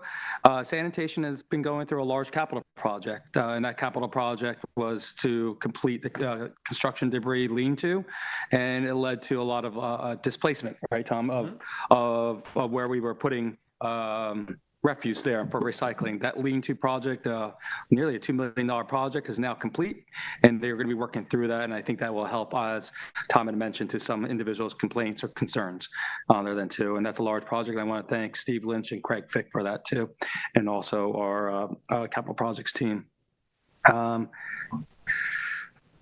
Going down the list, Second House Road update. We will be moving on that project in the fall. The contractor has recommitted to the project, so that will go on. I mentioned this, reason why, because I mentioned this at the Montauk CAC, and everyone was happy to hear that, but some questions about timing and scope, as it's been a long project then too. At the Montauk CAC last night, it was just a little bit of a shorter meeting, more of just discussional based. There were concerns about 666 Montauk Highway and the progress being made on that construction project. I'd let them know where that is in the planning phases also. And that was one of the main discussions that we had there. I do want to let everyone know about some of our lifeguarding stats that we had. It was an extremely busy riptides that we've had right now in the town of East Hampton. There's two updates I want to give to the board, and also one that I'll put up onto the screen here.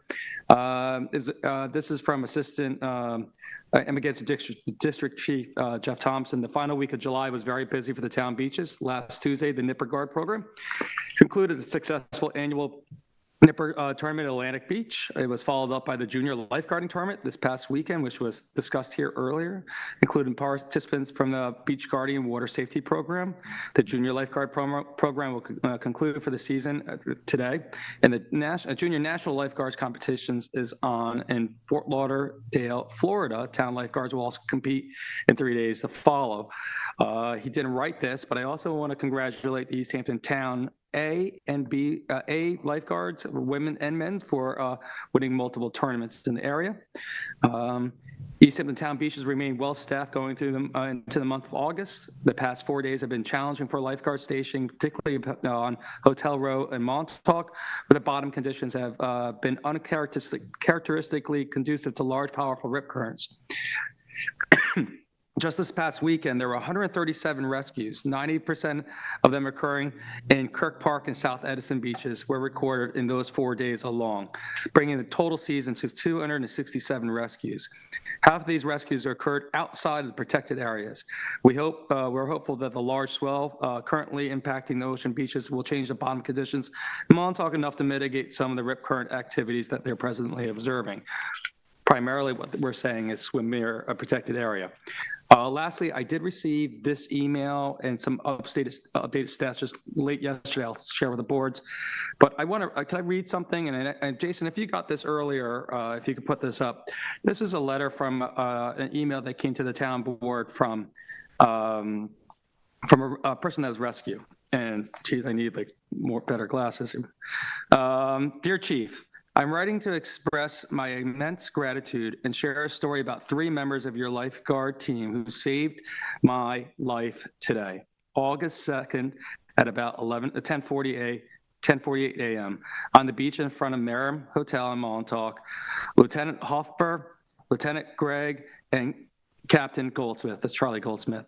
While swimming in waves that didn't appear large, I was caught in a rip current and pulled into the ocean. Whenever I tried to swim back to shore, back to reach the bottom, the current dragged me back out. I raised my hand, called out for help, and panicked, and I realized I was going nowhere. Thankfully, your team in the lifeguard truck spotted me from a distance, drove over immediately, and one of the lifeguards swam out with a rescue torp and brought me back to safety. Their quick eyes, fast response, and calm professionalism saved my life today. As a professional photographer, once the initial shock settled, I asked for permission to take portraits of these young, brave heroes to document their bravery. They mentioned I should send my story and photos to you, that they could be properly recognized. I have attached the photos I captured of Lieutenant Hoffer, Lieutenant Gregg, and Captain Goldsmith. Please extend my deepest thanks to them and their entire department for everything you do to keep our beaches safe. Every day is a gift. I am endlessly grateful.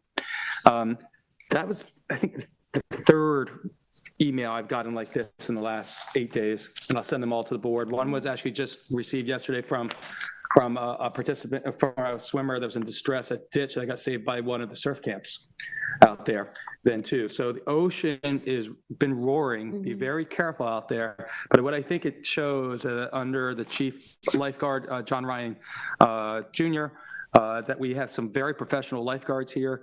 I wish them the best down in the national tournament when they have been doing very, very successfully. I hope the town board, I know we will, continue to bolster their ranks, swim near a lifeguard, enjoy your summer, and just be very careful your surroundings out there. And Madam Supervisor, that's all I have. Thank you, David. Kate? Yes, thank you. Last Saturday was the Wayne Scott CAC.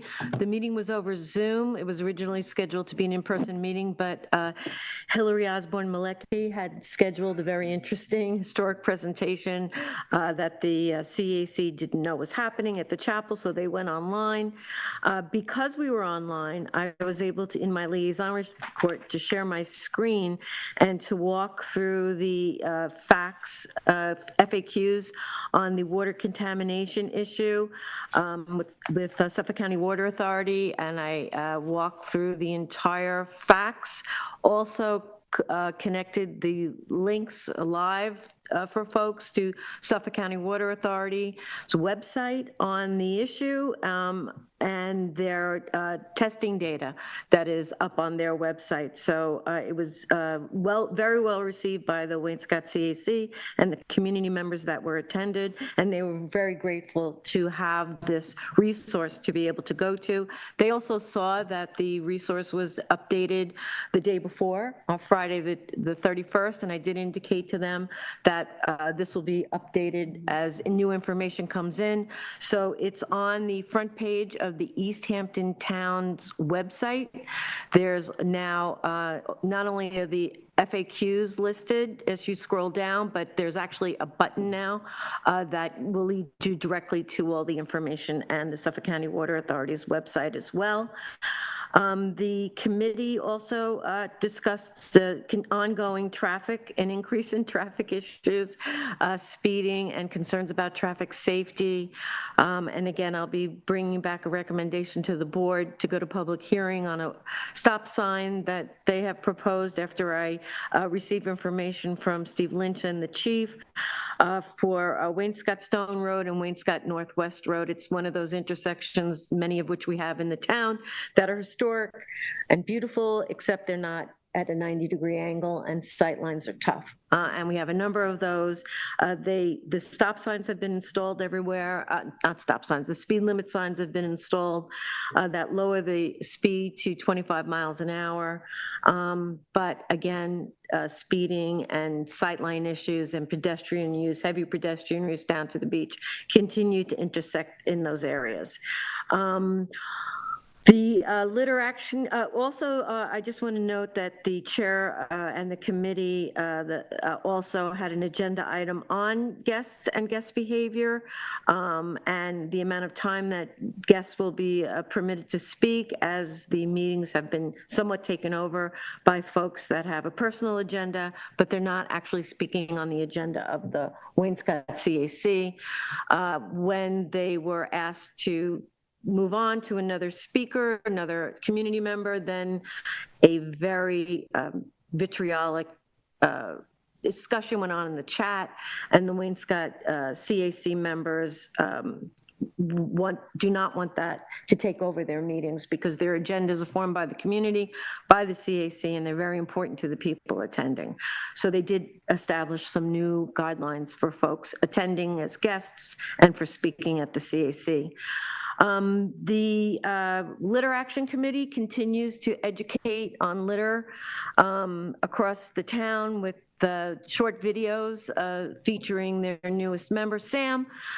Jason, would you play one of those videos right now? It's playing on the website. This one has to do with the town code of securing your anything that's in your truck. You are meant to secure it and cover it. And thanks to the volunteers for acting like guys who are not doing the right thing. And it is a code. The code enforcement is out there, as you can see with Aldi participating in the video. They will be issuing tickets, and it does have quite an impact on our roads as stuff flies out of the back of pickup trucks or trunks or wherever you're bringing your stuff. Please, secure it, yes, but also cover it to stop these actions from happening. And in that same note, I will ask you to grab your gloves and join Rewild and the East Hampton Litter Action Committee for a beach cleanup on Fort Pond Beach, August 9th from Fresh Pond Beach, sorry, I'm reading that wrong, Fresh Pond Beach and Park. That will be August 9th, Sunday, from 9 a.m. to 11 a.m. And this request came from a student intern of the Rewild, has a summer program for student interns, and she, as a young person, notices all the litter that's happening in our town and wants to join in on doing something about it and being part of the solution. And I ask everybody to please join the youth of our community that sees this happening and wants to keep our town litter-free. So please think about not trashing East Hampton and just following common sense. The Sustainability Committee is going to be bringing forth presentations and recommendations to the town board in this month and the month to follow. The first presentation will be on tree protection, a recommendation for tree protection codes. This comes out of many constituents, and Loring Bulger of the Spring CAC, who's reached out to me with concern about the amount of clearing of mature trees that is happening in our town. That presentation will be on It's August, but I have to go back and look. Okay. We've been moving some things around. So I'll give you we'll just keep a watch for our agendas that are posted on our town's website that will be upcoming. I'll be sending around to my colleagues back in September of last year, so I believe it was September 16th, the the Sustainability Committee did a full 68-slide presentation on the importance of tree protections. And I'll be sending that around to my colleagues. Much of what's the upcoming presentation will be a section of that presentation where the committee presented the types of codes that exist across Long Island in other communities, and the recommendations for what needs to be included in such a code in the town of East Hampton. After that, we'll be bringing presentations and recommendations for bamboo legislation and also for protection of street trees. David, you had brought this up. They'd like to see both of these issues brought back. Also, they would like to they will be bringing recommendation for water usage, particularly in terms of irrigation in the town, considering all the challenges to our groundwater, including droughts that we have, for just common sense water usage codes for the town. Also, I will be bringing a presentation forward this month on short-term rentals. I'll be talking about the rental registry compliance and the Rentalscape platform that the town board put funding aside for, and the company that we're working with. When we talk about challenges to sanitation and all of our increased resources, both natural resources and town resources, we see such increased usage. I think when you take a look at some of the numbers of short-term rentals that are happening in our town, you'll see some correlation there to these issues. I also attended the Eleanor's Legacy luncheon this year over the weekend. This year they honored, and I'm talking about it because this year they honored Judith Hope, who was a former supervisor of the town of East Hampton, the first female supervisor of the town of East Hampton, and has gone on to influence, impact, politics, particularly with the advancement of female candidates, women candidates who are pro-choice. And her legacy is incredible, Judith's own legacy, and I was really thrilled to be a part of that with so many other women, including Tish James. Hillary Clinton sent a message. These are all women who Judith had a direct impact on their electoral success, which has helped us all, including local, Kathy and myself, as well as many others on every level of government. So I just want to acknowledge Judith here for all that she has done for our community directly and for our greater community at large. I also attended, standing in for Kathy, the Eastville Historical Society's annual fish fry, which was amazing event. I was so fortunate to be able to give out proclamations for the board to honor E.T. Williams, Michael A. Butler, and Martin Butler for their work for Eastville Historic Society in preserving history. This fish fry was back on the lawn of the St. David AME Zion Church. It was very exciting for everybody to be back there as the Historic Society has taken over that church, and it was really a wonderful neighborhood community event. I recommend everybody attend it next year. Food was great. Let's see if I have anything else. I think, I have, there was the Long Island Association came out with a economic impact study. You're announcing that? They're announcing that tomorrow. Oh, and they'll be announcing that tomorrow, the findings of that study on the construction of the South Fork Wind Farm and Sunrise Wind Farm and what they generate annually for that it impacts Long Island. And I'll stop there. Thanks, Kate. Ian? I just have a brief liaison report focused on the Property Management Committee, which will meet tomorrow at 4:30 in this room, the main meeting room at Town Hall.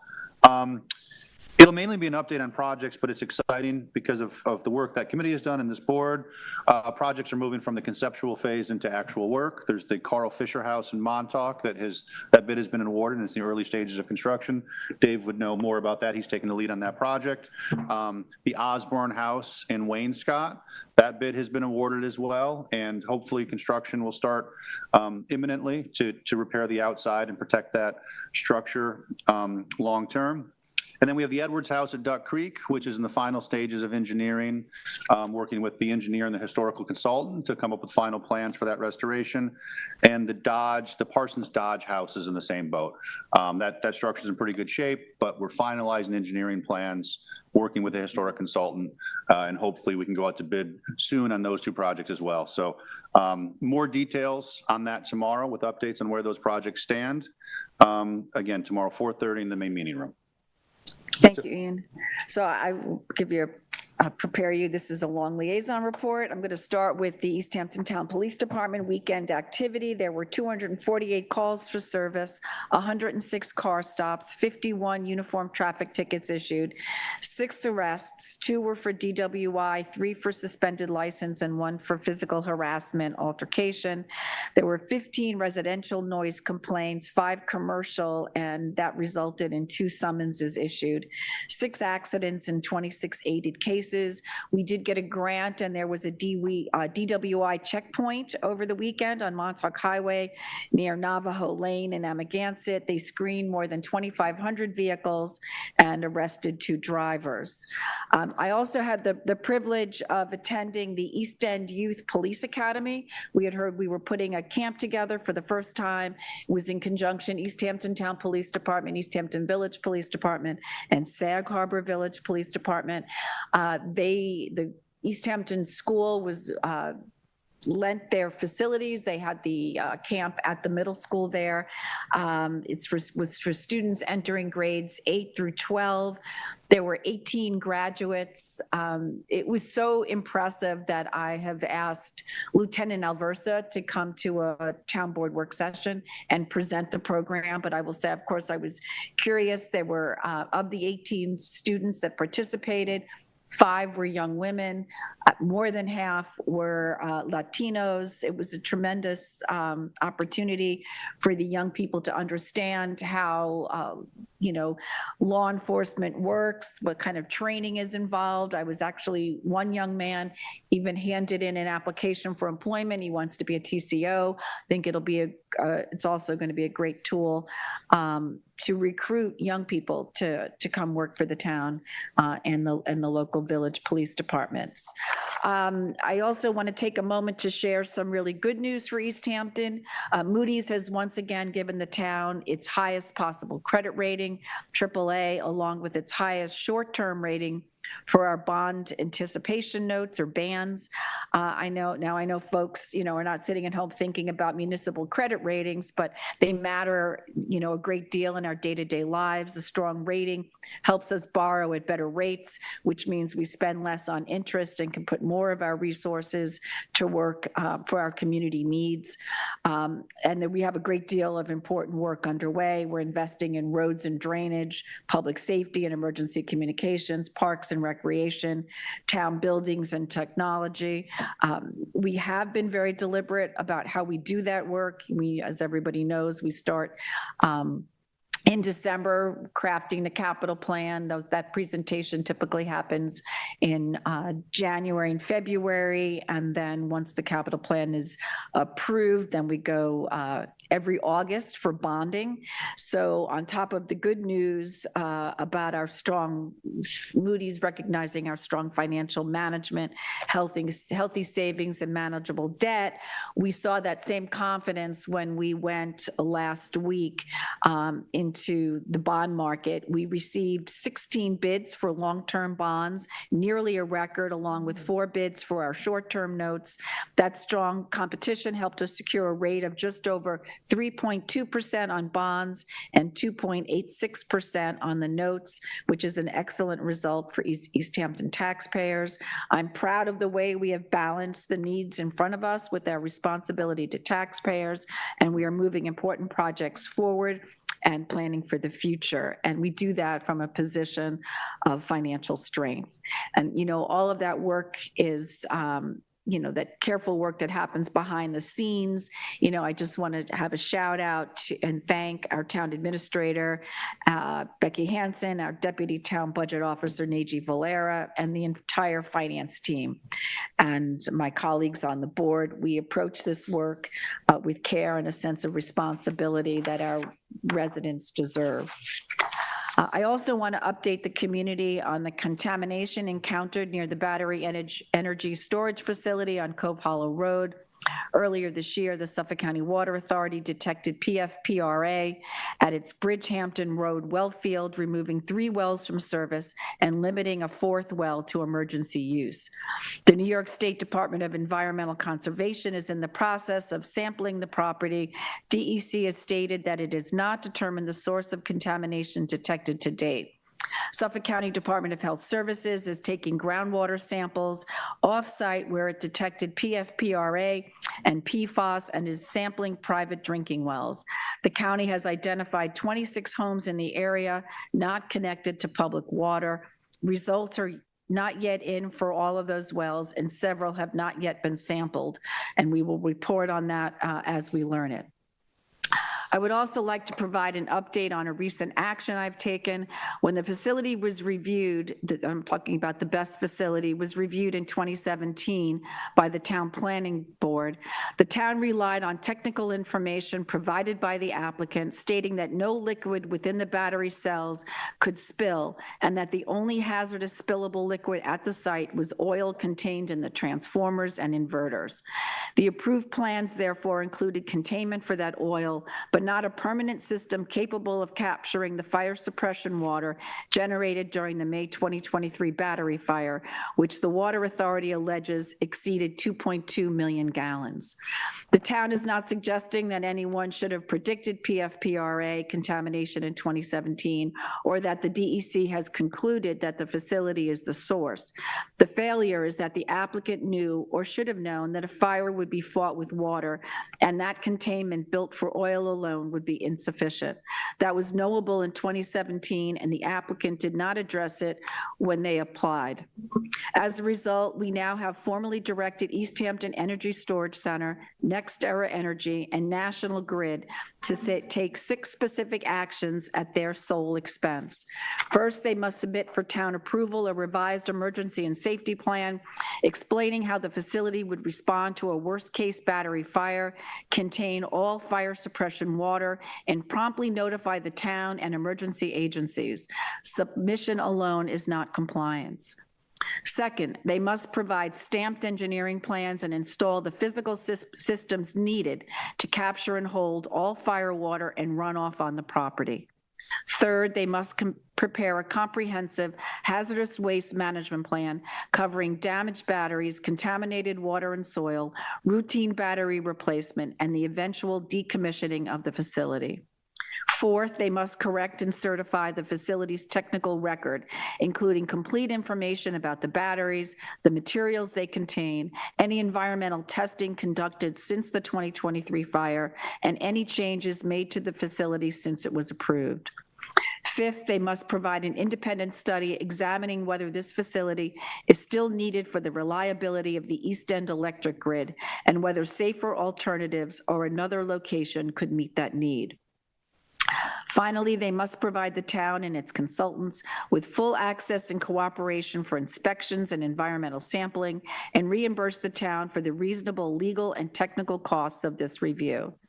These demands come with firm deadlines. The town has also reserved every enforcement option available to ensure the companies meet their obligations and put the necessary safeguards in place. And we will be putting out a press release that includes the letter and my statement shortly. And then I had two meetings that occurred in the last couple of days. First, the Latino Advisory Committee met Saturday. We discussed the video effort that's underway. We've already completed the video on building trust with police, and we're working on an e-bikes video, particularly as it relates to North Main Street, where we're getting a number of complaints. And then we are also having a community picnic that is going to take place on Sunday, August 16th from 1 to 3 p.m. at the Maidstone Pavilion. The committee discussed all the logistics and that we're going to have a resource table there with information from Human Services, OLA, Route 27, and any other organizations that want to participate. And they've also requested an informational flyer on road safety to be distributed in English and Spanish at the food pantries. So that is underway.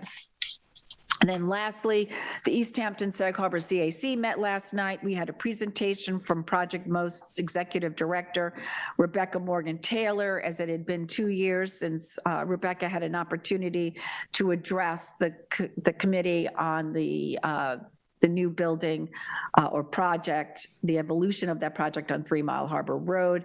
The majority of CAC members were supportive of their efforts to build a new community learning center on the neighborhood house property.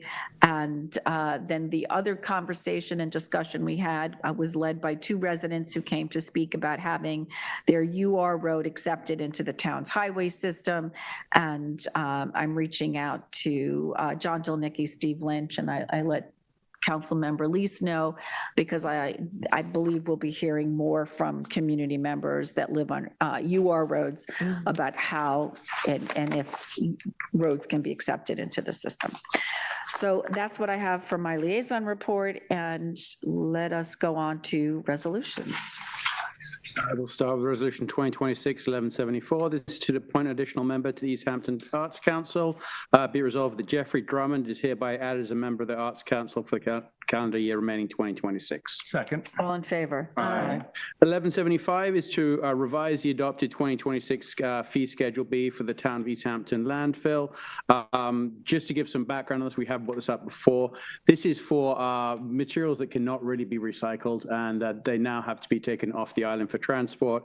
So you're seeing the cost of that change for residents from about $190 a ton to $210 per ton. So a not insignificant increase, but that's what we've seen ourselves in our costs. Okay, discussion. I just have a quick question. Nothing on here. Is this going into effect immediately? It's been in the press, and so it's going to affect immediately, yes. Okay. Second. All in favor? Aye. It's my privilege to offer Resolution 2026-1176. This is authorized the trip for the East Hampton to the United States Life Saving Association's National Lifeguard Championship for 2026, and they bring equipment out of jurisdiction. Second. All in favor? Aye. I have Resolution 1177. This is accept grant of scenic and conservation easement at 9 South Ferncroft Place. A public hearing was held in this matter on July 16, 2026.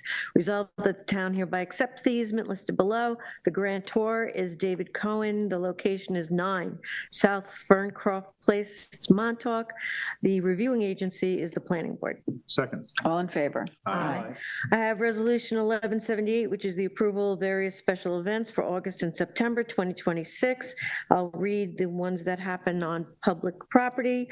First is the Clam Foundation 33 Annual Sandcastle Contest at Legan Avenue Beach, Amagansett, Saturday, August 8th, 2026, from 9 a.m. to 3 p.m. Next is the Montauk Artist Association Art Show on the Green. This is happening at Carl Fisher Plaza, the Montauk Green, Friday, 8/14 through Sunday, 8/16, 12 p.m. to 5 p.m. Also, the, let's see, there is the Massapequa Park Bike Club Tour of the Hamptons bike ride fundraiser, various routes from Southampton through East Hampton on Sunday, on September 27th. I can't believe we're talking about September 2026, from 7 a.m. to 9 p.m. and various other events. Second. All in favor? Aye. I have Resolution 2026-1179. It's to authorize employee training in the police department. Sergeant Bradley Hughes is hereby authorized to attend Radar LiDAR Instructor School, sponsored by the New York State Division of Criminal Justice. The financial impact is not to exceed $750. Second. All in favor? I'd like to make a motion to go into executive session for CPF litigation, personnel, and contracts. Second. All in favor? Aye. Thank you, everyone, for joining us, and thank you, LTV. Okay, so